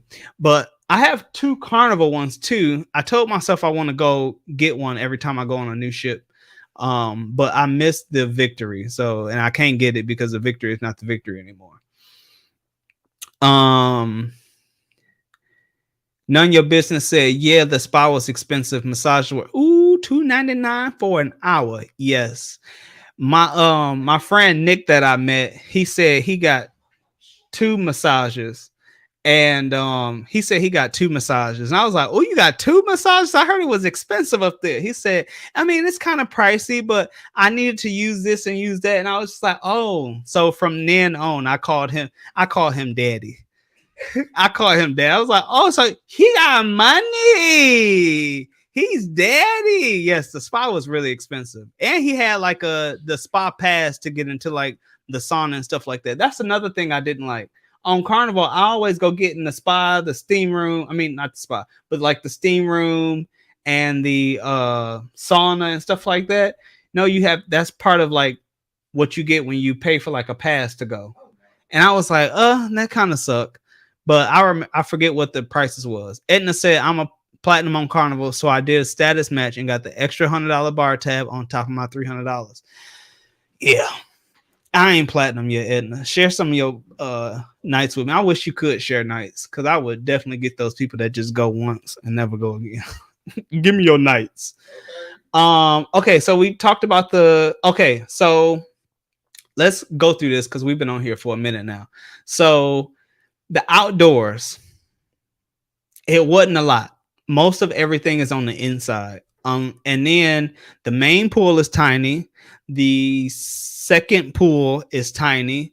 There's a few hot tubs, and those stayed packed because it's already limited space for water. And most people, when they go on vacation, like me, I like to be in the water. So they was in the hot tubs and in the pool all day. So even when I just walked past to be like, ooh, let me sneak up here. Granted, they were open late. The hot tubs were. The hot tubs was open until like midnight, I think. Which on Carnival, I think they closed at like 10 or 11 or something like that when they start wrapping it up. But we was in there and we was like, well, can we stay a little bit longer? And the guy was like, okay, I'll go close all the other ones and then I'll come back. So it was like an extra 20-30 minutes on that. But they did stay open a little bit later, and that was like the only, we got in for like 20 minutes because we was getting in as he was trying to close it. But yeah, the pools was tiny. So when you see the videos of it, you'll see like this oval shaped pool, and then you'll think that's the entire pool, but it's not. So imagine this to be like an oval shape, and that's the pool. The actual pool is this little square on the middle of it. I wonder if it shows it on here. I highly doubt it, but the pool is like a square inside that, and then the other parts around it is, no, I don't show. But the other parts around the pool is just like I called it the wading in the water section, because you can like, that's like where you would put a beach chair or something like that for it to be in the water, but for you not go. And the pool was 5 feet deep. And I saw this short, thick woman get in the pool, and she got pushed in, and it looked like she was dying because she was probably 5 feet at max.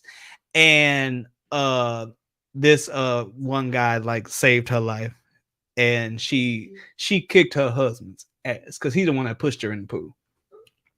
And she was like, I thought I was gonna die. I jumped off the bottom of that pool so high, but she was, when she came up, like barely her mouth came up, so she couldn't really get air. It was so funny, but it was, I'm sorry, she got saved. It was funny.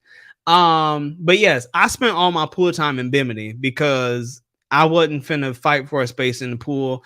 And to be honest, I like my space, and I didn't want to get in the pool and be shoulder to shoulder with people the entire time. And yes, people be musty. And to be honest, they have a lot of space to put more pools, like where they got like a boxing ring and all these like outdoor workout areas. Nobody was using that. It was good Instagram moments like the first day, but after that, it was, nobody used it. And so that could be a pool. So they can take that stuff out and like use it as a pool. It's cute, but it's, after the first day, nobody touches it. The casino, small and dark. I would say it's a good and a bad thing, but the dealers, they had like a regular rotation. So I didn't count like how many minutes or so, but like they would rotate. Every time I was on a roulette table, it would be like at least 2 to 3 dealers that I would be dealing with, because they would rotate on a regular basis. So that was either a good thing or a bad thing, whether you had like a dealer that you really liked or you didn't. But yeah. And if you use your band in the casino and it's connected to a credit card, you will be charged an extra 7% to use this in the casino. So what I advise is, like me, I had Sailor Loot. So with Sailor Loot, it's already prepaid. Virgin already got your money, so they ain't gonna charge you 7%. But if they charging directly to your like a credit card or whatever, you're gonna get charged an extra 7% to use your band in the casino. But you can also bring cash if you want to the casino. So that was nice. And then it closed at 2:30. That was the latest that anything stayed open, was 2:30, and that was the casino. The nightclub closed at 2, the casino closed at 2:30, and after that, the only thing that was open was Diner and Dash, and that was open 24 hours for food. But after that, that was like my letdown, because I'm like, this is an adults only cruise. Why are y'all treating us like kids? After 2:30, it was like, go get some food or go to your room. We ain't got nothing for you. So that was one of my like things I really didn't like. Other than that, I would say the ship felt like it was never moving. Because on Carnival, you always feel like every once in a while a little rock or a little rumble under your feet or something like that. I never felt nothing. Like I said, for Embarkation Day, when we started moving, I only knew we was moving because I saw buildings moving past me, and I was like, how is that moving? But then again, I was high too. But even then, the later days, pulling away from port, getting to port, I never felt nothing. The gender neutral bathrooms, like I said, was a great addition. I did like those. And like I said about those hidden doors in the gender neutral bathrooms, just make sure you tap those when you're going in and out of the bathrooms. And I did have a really, really fun experience with this drunk dude that had all his family on the ship when I was leaving the bathroom next to the casino. So I was coming out of the bathroom, and this guy, he was drunk, so drunk. He was attempting to go into the bathroom, and he said, what the fuck? I either got male, female, or this bathroom, the he-she bathroom, because it showed male and female. So he said the he-she bathroom. And I was like, well, pick your poison, pick which one you want to go to. And he said, and what the fuck is you? You coming from the he-she bathroom. It was the funniest thing. I had a really good time on Virgin. But yes, make sure you look out for those hidden doors. I call them hidden doors because I couldn't find them inside the bathroom. Even in the male bathroom outside of the galley, to get into, like, if you had to go number 2, that area was one of those areas where you had to like find it. You go in and it's just urinals and sinks. And I was like, what if you gotta like do number 2?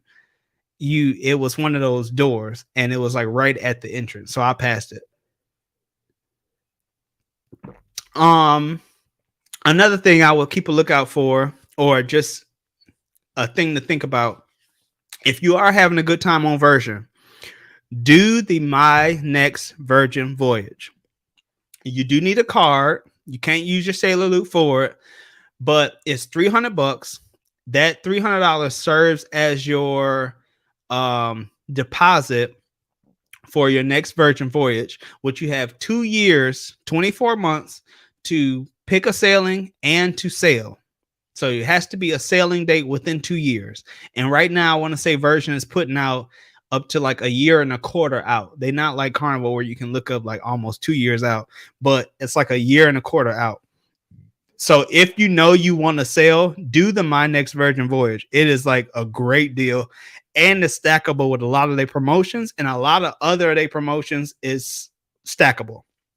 So with the My Next Virgin Voyage, you put $300 down. That serves as your deposit. You don't have to pick your sailing right away, and you don't have like, oh, you only got 10 days to pick your sailing. No, you got up to 2 years, but in that 2 years, you need to pick the sailing and sail. You get $300 off that sailing. So 1, you already got your $300 as a deposit. 2, you get $300 off that sailing. 3, they give you $600 in Sailor Loot.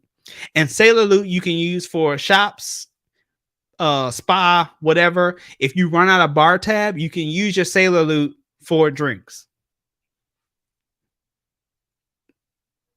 It's self-explanatory if you know you're gonna sail on Virgin. So do the My Next Virgin Voyage.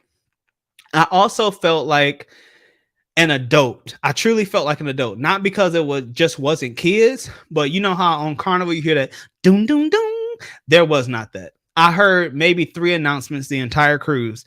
That was one for the announcements the first day. It was a couple basically telling people, hey, finish y'all muster drill. Finish the muster drill. And there was like some on debarkation, but it wasn't telling you like, oh, you can get off the ship. It was like announcements for staff. But that was it. There was like no announcements around the ship. It really felt like you had to be an adult. You had to be like accountable for what you was doing.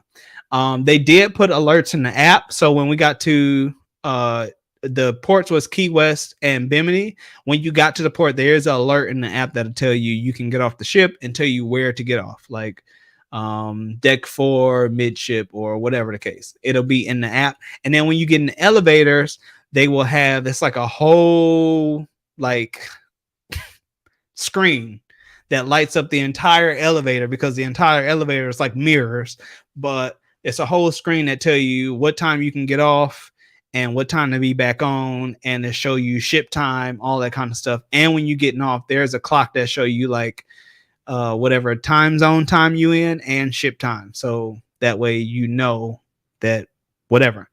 And when it came to security was everywhere. Every single where. Was it cute? Security was everywhere. Claude asked, was they cute? Security was everywhere. That's all I'll say. Security was everywhere. But that was a good thing. I did set okay.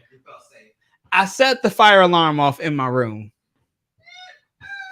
I did this. It wasn't bad. I did set the fire alarm off in my room. But what happened was of course, there is no irons or like laundry rooms, I don't think, on the ship. But my room steward was like, I have a steamer. You can use the steamer. They typically give it to you for like 2 hours at a time. And so when I unpacked my bags, I was like, okay, whenever you can, bring it to me. I'll go ahead and steam my clothes and give it back to you. I was in a solo interior, so it's a smaller room. So with the steam, it set off the fire alarm in the room. And when I tell you, first of all, my room steward was at my door in like 30 seconds. Then maybe 45 seconds after that, security ran to my door. And I'm just sitting here looking like with this steamer in my hand, like, what y'all want me to do? So yes, and I was high because this was the first day. So I was like, oh shoot. So I didn't know what to do. That was my first time. I didn't know what to do. But she was like, first the security guard she thought I was like smoking in the room. She was like, can I just come in to inspect your fire thing, whatever they call it, the whatever. And so she came in, but the first thing she did was, I was like, I wasn't smoking, girl. It's the steamer. And she was like, okay. And so and the room steward was like, the security guard was like, you're not supposed to have that. And I was like, I got it from her. And the room steward was like, that's ours. It's our steamer. We give it to them. But that, I don't know what that was, but yeah, that I set it off, and then she had to like call the bridge and tell them it was all clear and stuff like that. And as I was going through that with her, more security was coming. So security was everywhere. I loved it. I felt safe. I felt like I had somebody on my side. Debarkation and post cruise. Okay, getting off the ship took about 10 minutes. But like I said, I just walk off the ship. Everything is passport only. You have to have a passport to get on Virgin. So everything was, once you got off, the only stop I had to do was to take that little picture, just like you do in the airport sometimes. I know Carnival has the face recognition cameras as you getting off the ship for passport holders. And so if immigration or what they call them, I think it's immigration. If immigration need to stop you, they will. But at these, you stop, you stand there, you take the picture, just like you do when you get on Carnival. You take the little picture and then you go on about your day. But it took me like 5 minutes from getting off the ship to being like in front of the terminal. And then after, you just gonna get a bunch of emails with promotions and stuff like that. I got an email about a 10% off, stuff like that. And I used that for my next Virgin voyage. So I did book a $300 extra for my next Virgin voyage.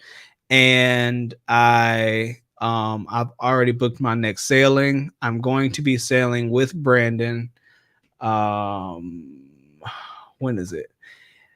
On the Dominican days, which is a 5-day sailing. It is December 17th through the 27th. So I get the full experience because I'm not coming into it late like I did this time. So I get the full experience of picking my restaurants out, all that kind of stuff. And I've been thinking about doing a video on like planning a Virgin cruise, because I feel like it's a little bit different from planning from regular, like other cruise lines, because if you wait too late, you'll miss out. I knew some people that was like, oh, we've been eating in the galley the entire time because there was no restaurants that we can get in because everything is booked up. So I feel like it's a little bit different when you need to plan for Virgin. So I think I'm gonna make a video with like the steps and time frames and when you should be doing stuff. Y'all let me know in the comments if y'all want me to do a video like that. And while we're talking about comments, let's go to the comments. None of your business said, I think that's because ports were so close, they didn't have a need to go fast. It was really a cruise. When did she type that? I'm a little late. That's your friend here. None of your business. I think that's because the ports were so close. That you feel like the ship was moving.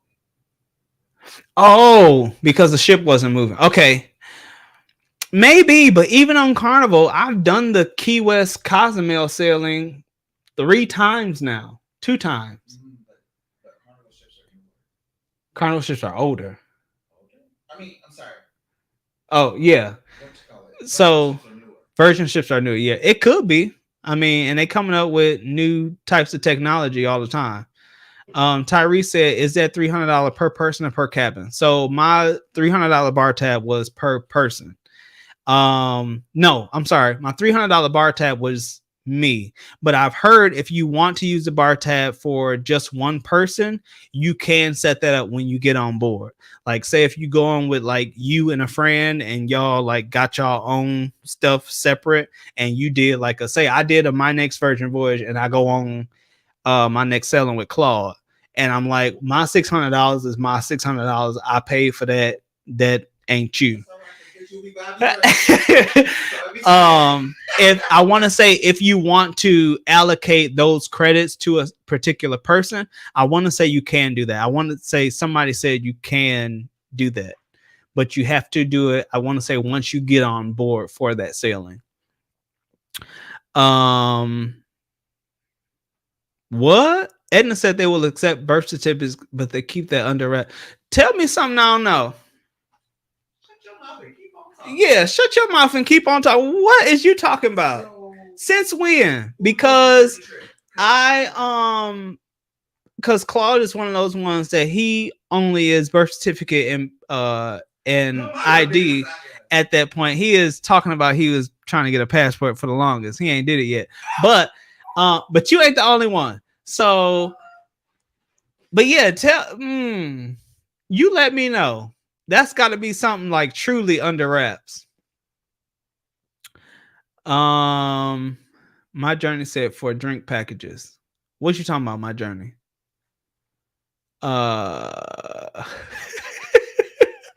Tyrese said, "Don't do Claude like that. Give him some of your bar tab." Thank you, bro. No. Thank you, Tyree. Thank you, Whatever, child. But if we want to talk about like overall stuff, staff was great. Staff was like another reason that truly made this like the great experience. But to be honest, I had better experience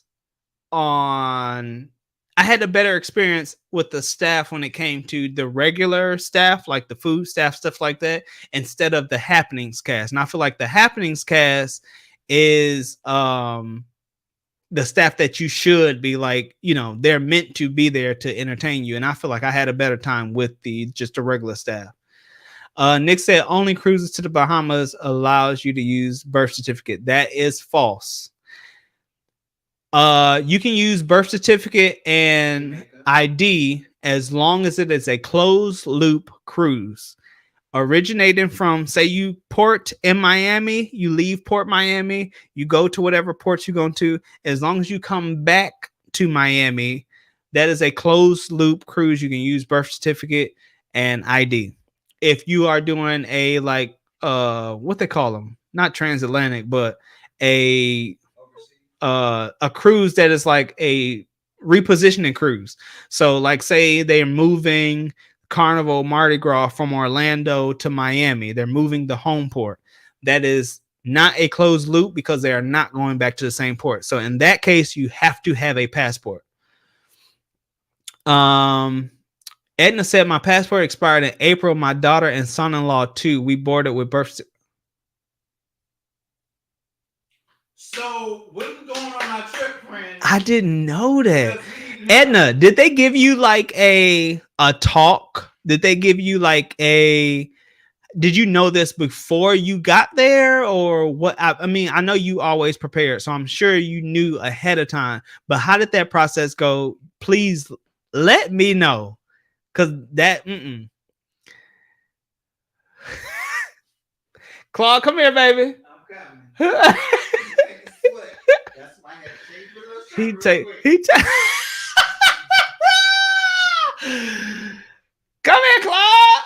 Come on, Light Bright. I gotta put my First of all, I'm gonna say, if you want to see Claude, who is none your business? That's Nick.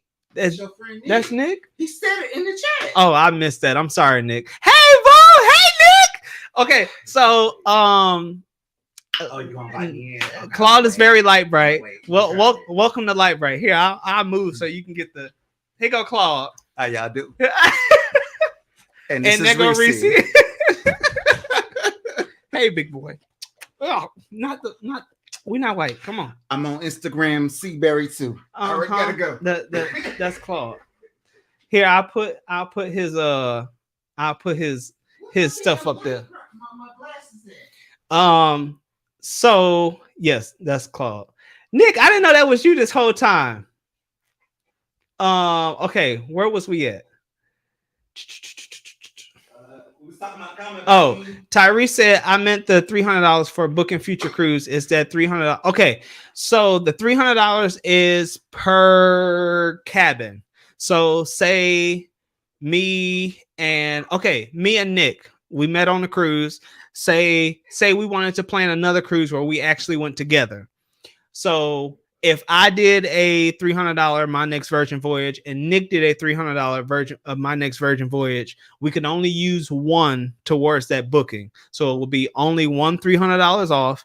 There will only be one $300 prepaid like deposit and one $600 sailor loot added to that next booking. That's how that works.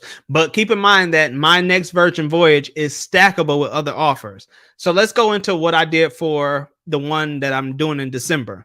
So I did the $300 My Next Virgin Voyage. When I got off the sailing that we talked about through this live, I was sent an email with a 10% off if I book by like October something. So I added the My Next Virgin Voyage, the 10%. They also was doing a promotion to where any Bahamas cruises, you can get bar tab. So if it was like over 7 days, you got $600. If it was less than 6 days or less, I want to say you got $300. So on our next cruise, we got $600 bar tab. No, sorry, $600 sailor loot, $300 bar tab, $300 off. And then because I'm a travel agent, my travel agency, I'm a travel agent, y'all. If y'all need a cruise, book with me. Sorry. Okay. So if my travel agency also will give you an additional $100 as long as you book a Sea Terrace or better. Oh, that's another thing about My Next Virgin Voyage. It has to be a Sea Terrace or greater. You can't do like an insider cabin or nothing like that. It has to be a Sea Terrace or better to use that next promotion on. But if you book a Sea Terrace or better with my travel agency, Premier Oasis, you'll get an extra $100 sailor loot. So we have a total of $700 sailor loot, $300 bar tab, and we got $300 off the cruise. And we did another 10% off because I had that offer from getting off this sailing. So in total, I saved like $875 on the cruise, and I'm going on with $300 bar tab, and I'm going on with $700 sailor loot. Again, when I get on, I am not spending any of my money. I don't even have this sailing. I didn't even put a card on file because I already had sailor loot and bar tab. So I just set up for a cash account, but I never touched cash because I never used all. Truly, I had like 14 cents of sailor loot and like $80 of bar tab left.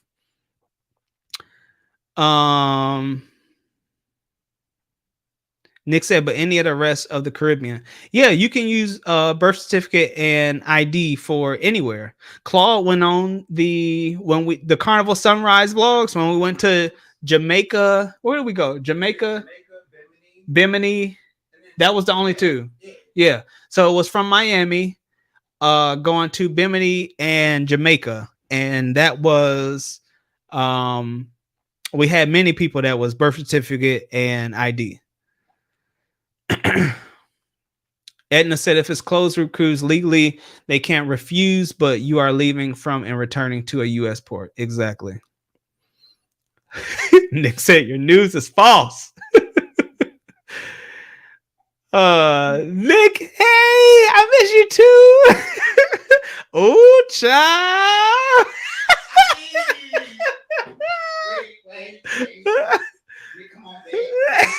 Take that song. I mean, you know. Get out of here so we can go ahead and finish this show. Edna said, yes, I knew before. There was very fine print somewhere on their website. They did nothing at embarkation but check my birth certificate and ID. Okay. All right. That's good to know. I need to go look for that. You know, we never read that cruise contract.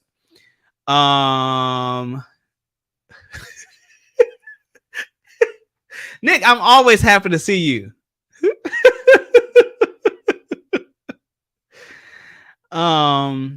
Okay. Lakeisha said, what ship activities do you recommend doing for the Virgin cruise? Okay, ship activities. The show, since they never sleep alone again, I would say do dual reality. That was great. Huh? Oh, Jesus Christ. So dual reality is something I would go back to again. Around the World with the Queen was an amazing, like 45 minutes to an hour long drag show. Other events I would do around the ship. They have all kinds of stuff. They have like a jigsaw puzzle challenge where you have to challenge other groups to finish like a jigsaw puzzle in a certain time limit. They had some little like braiding thing to where you like something I did in high school, but it was cool. And I wish I knew about it when it first started, but they have that. They have karaoke, and they have private rooms for karaoke. But again, navigating the ship was a headache. And so when we actually found where the karaoke room was, it was because we were leaving dual reality and it was right outside the theater doors. So it's like on deck 6 or 7 forward, right outside the theater on the second level of the theater. And when we came out, I was like, there it is right there. And so we signed up for it, but the group that we was going to go with, we all was toe up by the time. So we never actually went.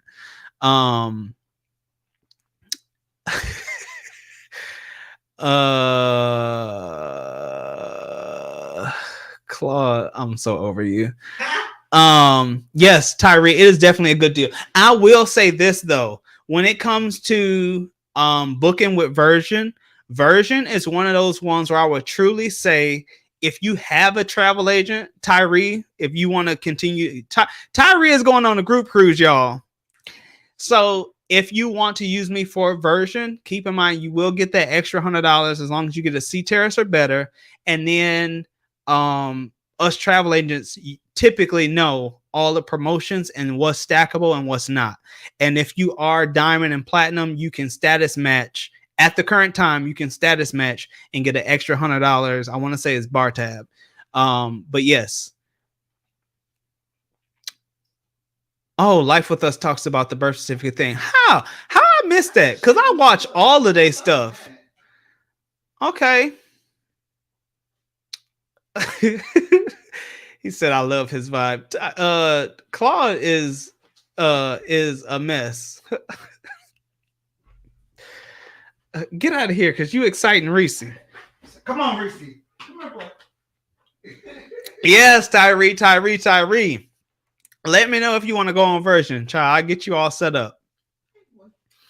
But yes, we're going to close it out here. I think that was it for the most part. I did have a couple other things. When it comes to the staff like encourage you to step out of your box. And I really, really like that. Like when going on cruises, when we first started going, like me and Brandon, I had to tell Brandon like, hey, this ain't a regular restaurant. You ain't got to pay for every entree. Try something you typically wouldn't try at home. That's what the staff was doing. So they was like, hey, have you ever tried this? Have you ever tried that? Try this. It's different, blah, blah, blah, blah, blah, blah. If you don't like it, you'll get something else. I love that they were literally trying to get you outside of the box. They were trying to allow you to have a good time and stuff like that, instead of doing the things, doing the things that you typically do at home. And that was with food and activities. So, like if you were typically not somebody that did something, they were trying to push you outside of your box. And that's what I felt like was all Scarlet Night. Let's stop in here, talk about Scarlet Night for a good second. I don't know what Scarlet Night was. It was just a big old party. It felt like a rave because it was all types of music, lights everywhere. The entire ship was red, including the hallways. Scarlet Night was fun. I had a good time.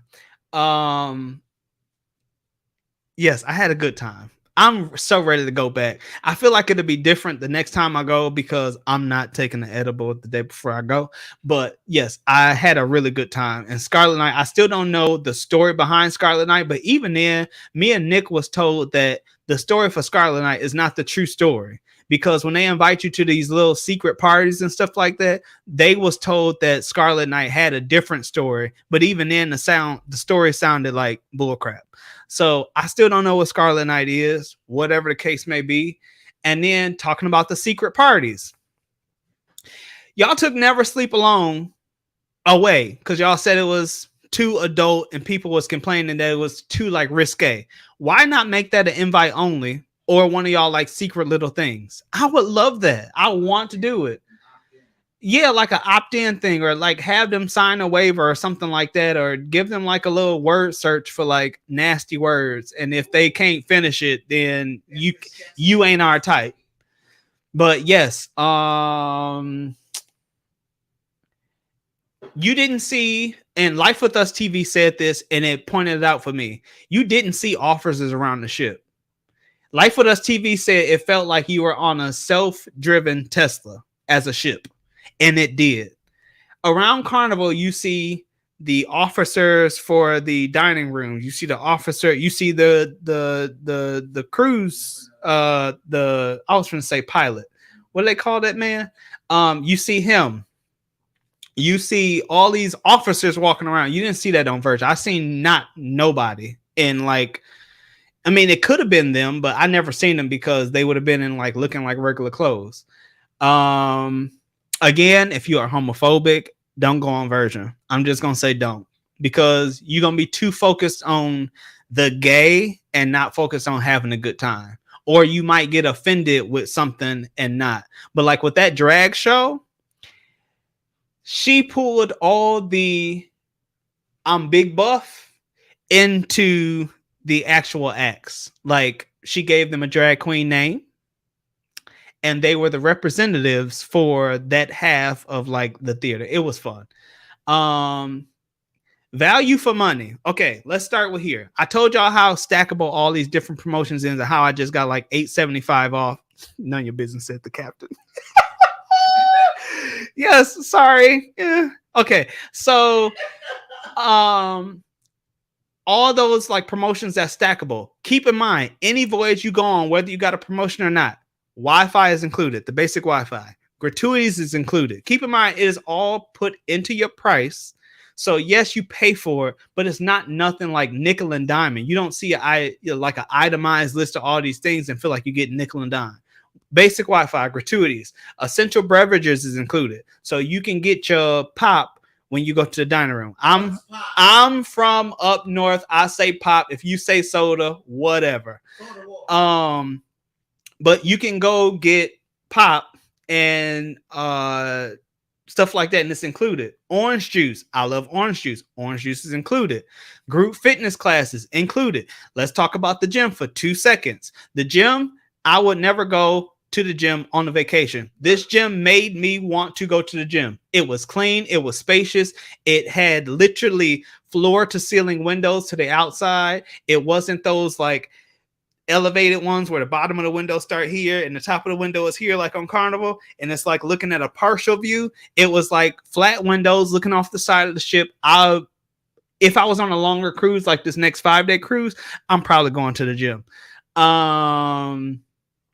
All the restaurants was included. Every single restaurant, every single eatery is included. They do have treat yourself items on the menus where you can pay extra for something else. Like I said, I want to go to the steakhouse and maybe get a tomahawk steak instead of the regular steak, because of course at Pink Agave, everybody say the steak at Pink Agave is much better than the steakhouse. How? I don't know. But that steak with the cheese was good. I taste some of Nick's. It was great. And then they have true theme nights. When I go on Carnival, and I'm sorry I'm comparing this to Carnival because, like I said, you shouldn't compare it to any other cruise line. But just with my history of cruising, the theme nights was total theme nights. You go to like a white party on Carnival and like half the people wearing white. But the thing is with Carnival, they don't tell you if they doing a white party. So half the people pack for it. But on here, on the app, prior to getting on the ship, you can see the events that's going on. You can see the shows that's going on. You can see when they happen and stuff like that.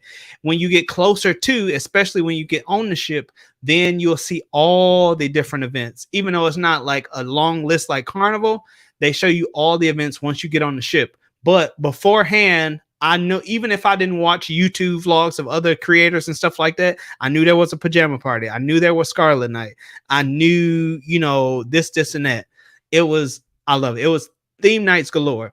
I didn't get to go to pajama night, and Brandon said I was going to get in trouble going to pajama night because my onesie was like hugging me. Ew.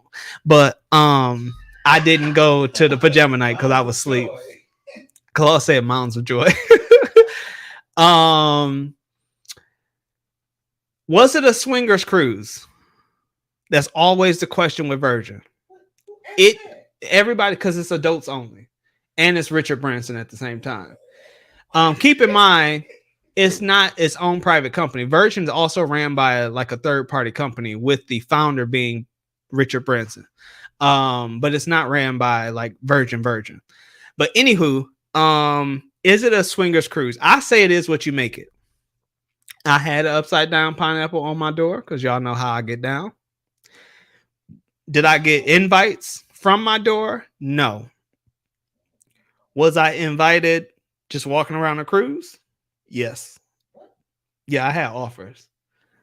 I had a neighbor that had an upside down pineapple on their door, and they had a little note tucked under their pineapple on like the second day.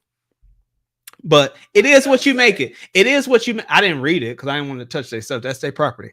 But they had a little note under there, and the note was gone after like that night. But it is what you make it. It's not in your face. Ain't nobody like doing the nasty on the Lido. Ain't nobody like throwing it. You'll see more like skin on the Soca themed cruise than on Virgin. You will see some like bikinis and stuff like that, and men wearing bikinis like the like bikinis. You will see men wearing bikinis and stuff like that. But that's why I say if you are homophobic, nah, it ain't for you, baby. Does Virgin have a supper night? No. But there's like a true Soca themed cruise, and I want to get on it, but I'm not really Caribbean, so I feel like I'll be somewhat out of place. But I want to go. Okay. Would I do Virgin again? Yes. I've already booked my next sailing. Yes, I would do Virgin again. Would I do? And this was a solo cruise. Keep that in mind. But would I go solo again? Me? Yes. You have to have a certain personality, I feel like. I feel like Virgin is perfect for couples and groups. I truly feel like it's perfect for couples and groups. If you want that romantic side, you and your honey dip, y'all want to go to restaurants, do this, have y'all little time, this, and that, perfect. You going with a group, a girls trip, this, and that. The only thing I will say, if you do a girls trip, y'all going to have a time in that bathroom, but I feel like it's perfect. All the events and stuff is set up perfect for groups. But as a solo cruiser, I say yes. I would do solo any time of the day on Virgin. But it depends on who you are, to be honest. And I feel like my 4-day sailing was too short. My 4-day sailing was definitely too short. My next one is 5 days. And I feel like that extra day will do a total difference. But yeah, my 4 days was too short. I feel like I was still by the third day. I felt like I finally got a decent layout to where I could say, okay, this casino is here. Okay, this is there. Okay, this is that. And that was on my third day. And at that point, it was like, baby, we already done. And even then, I was still making mistakes because I couldn't really find nothing. But yeah, other than that, the cons I would say was the app was trash, navigating the ship was trash, the pools and hot tubs was trash, the casino was small. I wouldn't say it was trash, but for the table games, they had 2 tables, 2 roulette tables, 2 blackjack tables. Uh, I don't really play the other games, so I don't even know what the names of them was. But it was 2 of like almost each table, and then they did have slots too, but it wasn't like a ton of slots. And I want to say there is a smoking area in the casino, but it was like in a separate room, and I think it was just only slots. But the casino was smoke free, so I did like that. And the things that I truly loved is first the value for money with Virgin, no kids. The age range was wide, like totally wide. There was old folks and they was partying like they was young. And there was young folk and some of them was partying like they was old. The galley was great. I love that because the galley is not like self-serve. So I didn't have to worry about everybody and their personal germs. I know that my plate was gonna come straight from whoever cooked it and straight in my hands. The drinks was great. I didn't experience the watered down drinks and stuff like that, and it was all reasonably priced. Again, go to the sip lounge. That was great. Entertainment was great. They like those little street acts and stuff like that. If you caught one, great. I only caught one, but if you caught one, they were fun. They were really fun. But they were like literally there for 15 minutes or 10 minutes and then they was gone. And then I kept hearing that, oh, did you see the magician? And I'm like, no. Where? And it was like, he just around the ship. And I was like, great. Okay. But yeah, so entertainment was great, but some of the stuff was like hit and miss. The stacked promotions, value for money for Virgin, perfect. My next Virgin voyage, make sure you get that. And then, like I said, the no kids is a total vibe in itself. Let's go back to the chat for 2 seconds, and then we're gonna be out of here.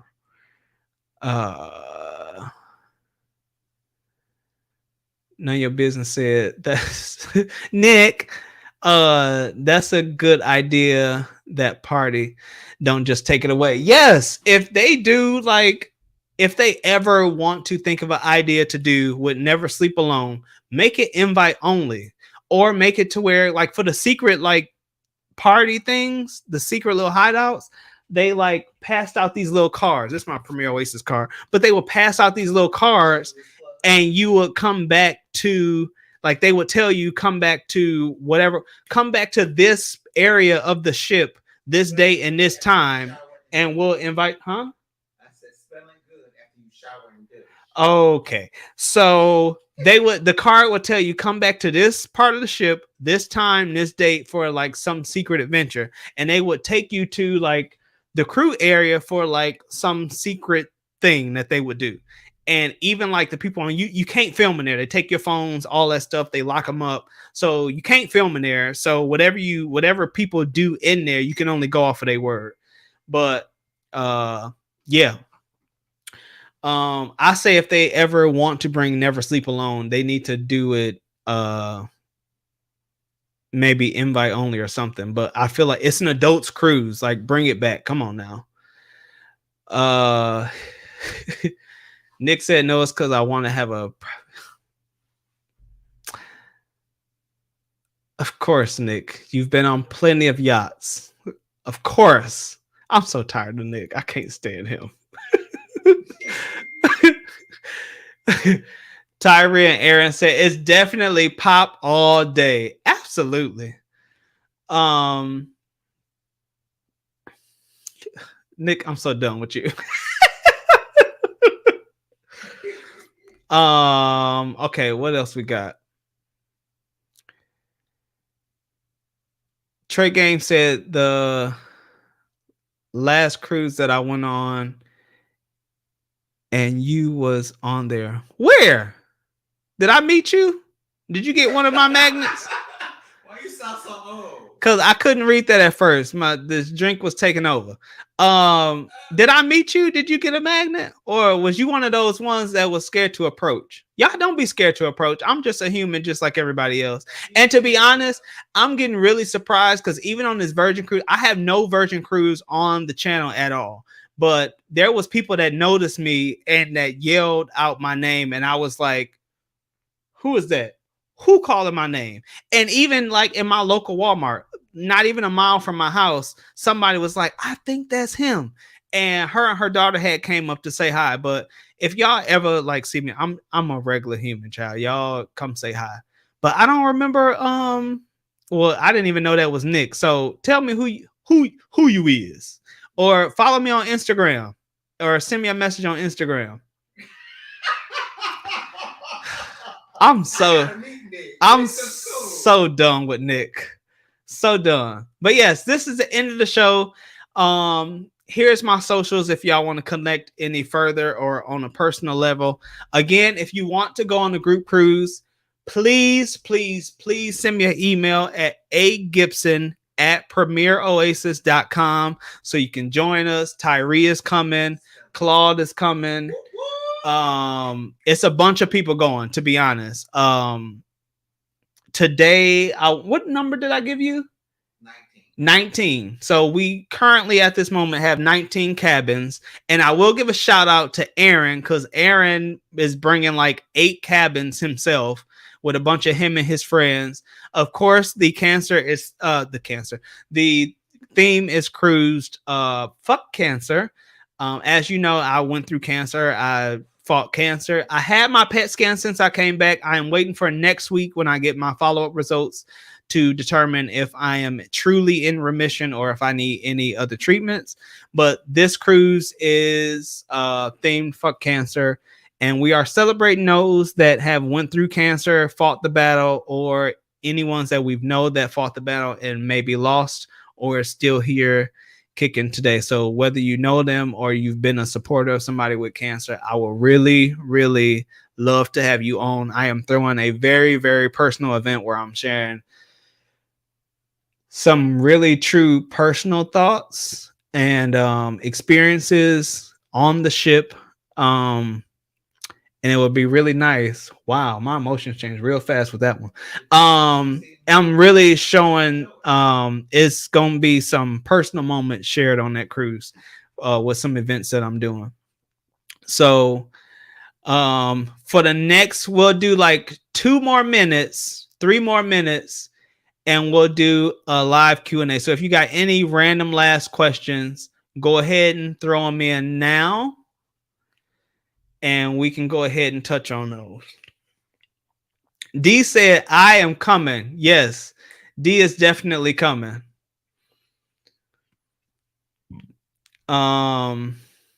Yes, Nick, Claude is. I'm done with you, Nick. I am done. I thought we was here. You was my new cruise route. Sit your ass down. You was my new cruise route. Now you trade me out for little light skin. I see how you do.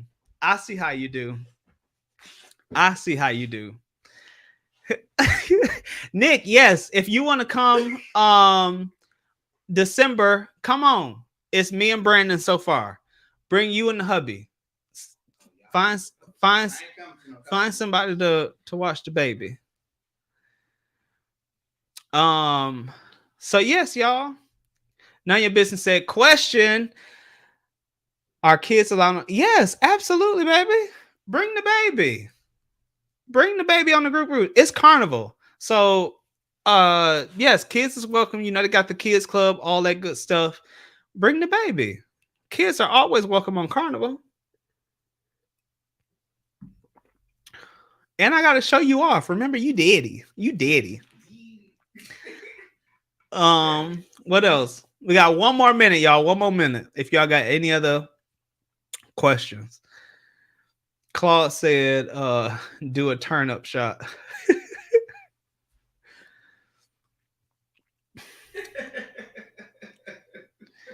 Nah, I don't want your love no more, child. He done already replaced me virtually. Trash. Absolutely trash.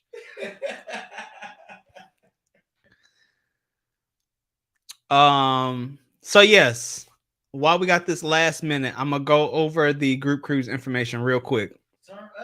Again, if you're interested in the group cruise, AGibson, GIBSON at Premier Oasis. Fuck you, Nick. At premieroasis.com. It is a 7-night Easter Caribbean from Orlando on the Carnival Mardi Gras. We leave September 28th, 2024 from Orlando, Florida, and we get back to Orlando October 5th of 2024.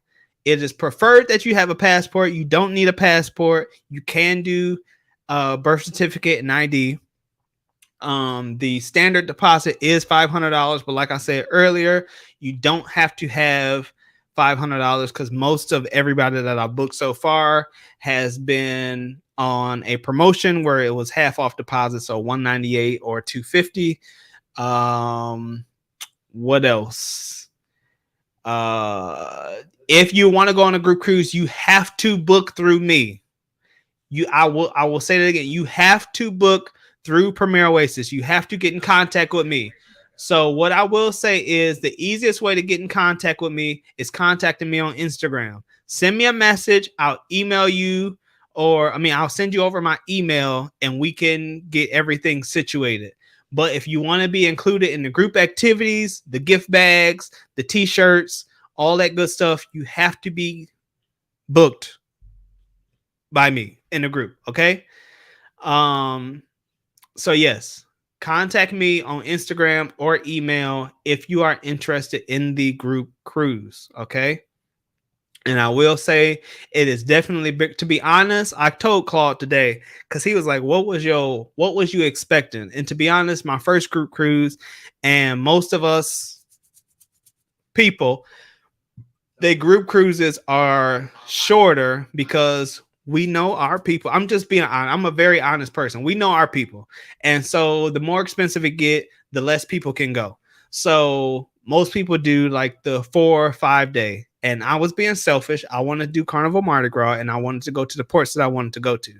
And with this being a celebration for my cancer treatment and fighting cancer and stuff like that, y'all, I could have been gone, to be honest, because my random surgery that I had, that's how I discovered cancer. So I'm being really selfish with this one because this is a true celebration for me. And I just wanted to experience that with everybody else. So this is a true personal experience. And yeah, I'm being selfish with doing 7 days. But to be honest, the cost that it is for the Mardi Gras and it being 7 days, it's not bad at all. So yes, if you are interested, AGibson at premieroasis.com. Let me know. Send me some messages on Instagram if you are interested. I love y'all. And as always, do what you love what you do. And I'll see y'all later. I love y'all to death. Y'all are literally, truly the family. I'll see y'all later. Bye-bye. Oh, wait. I forgot I still had this here. Let's run this. It's my outros for the live. Wait, you have an outro? Come show your face again, so I can see me. This old switch hitter can be. How you doing? Oh, tried it. Oh wait, he actually liked that I was changing my voice. He thought that was so funny. Hey, what up, Trey? Bye, y'all. I'll see y'all later. Get your ass off me.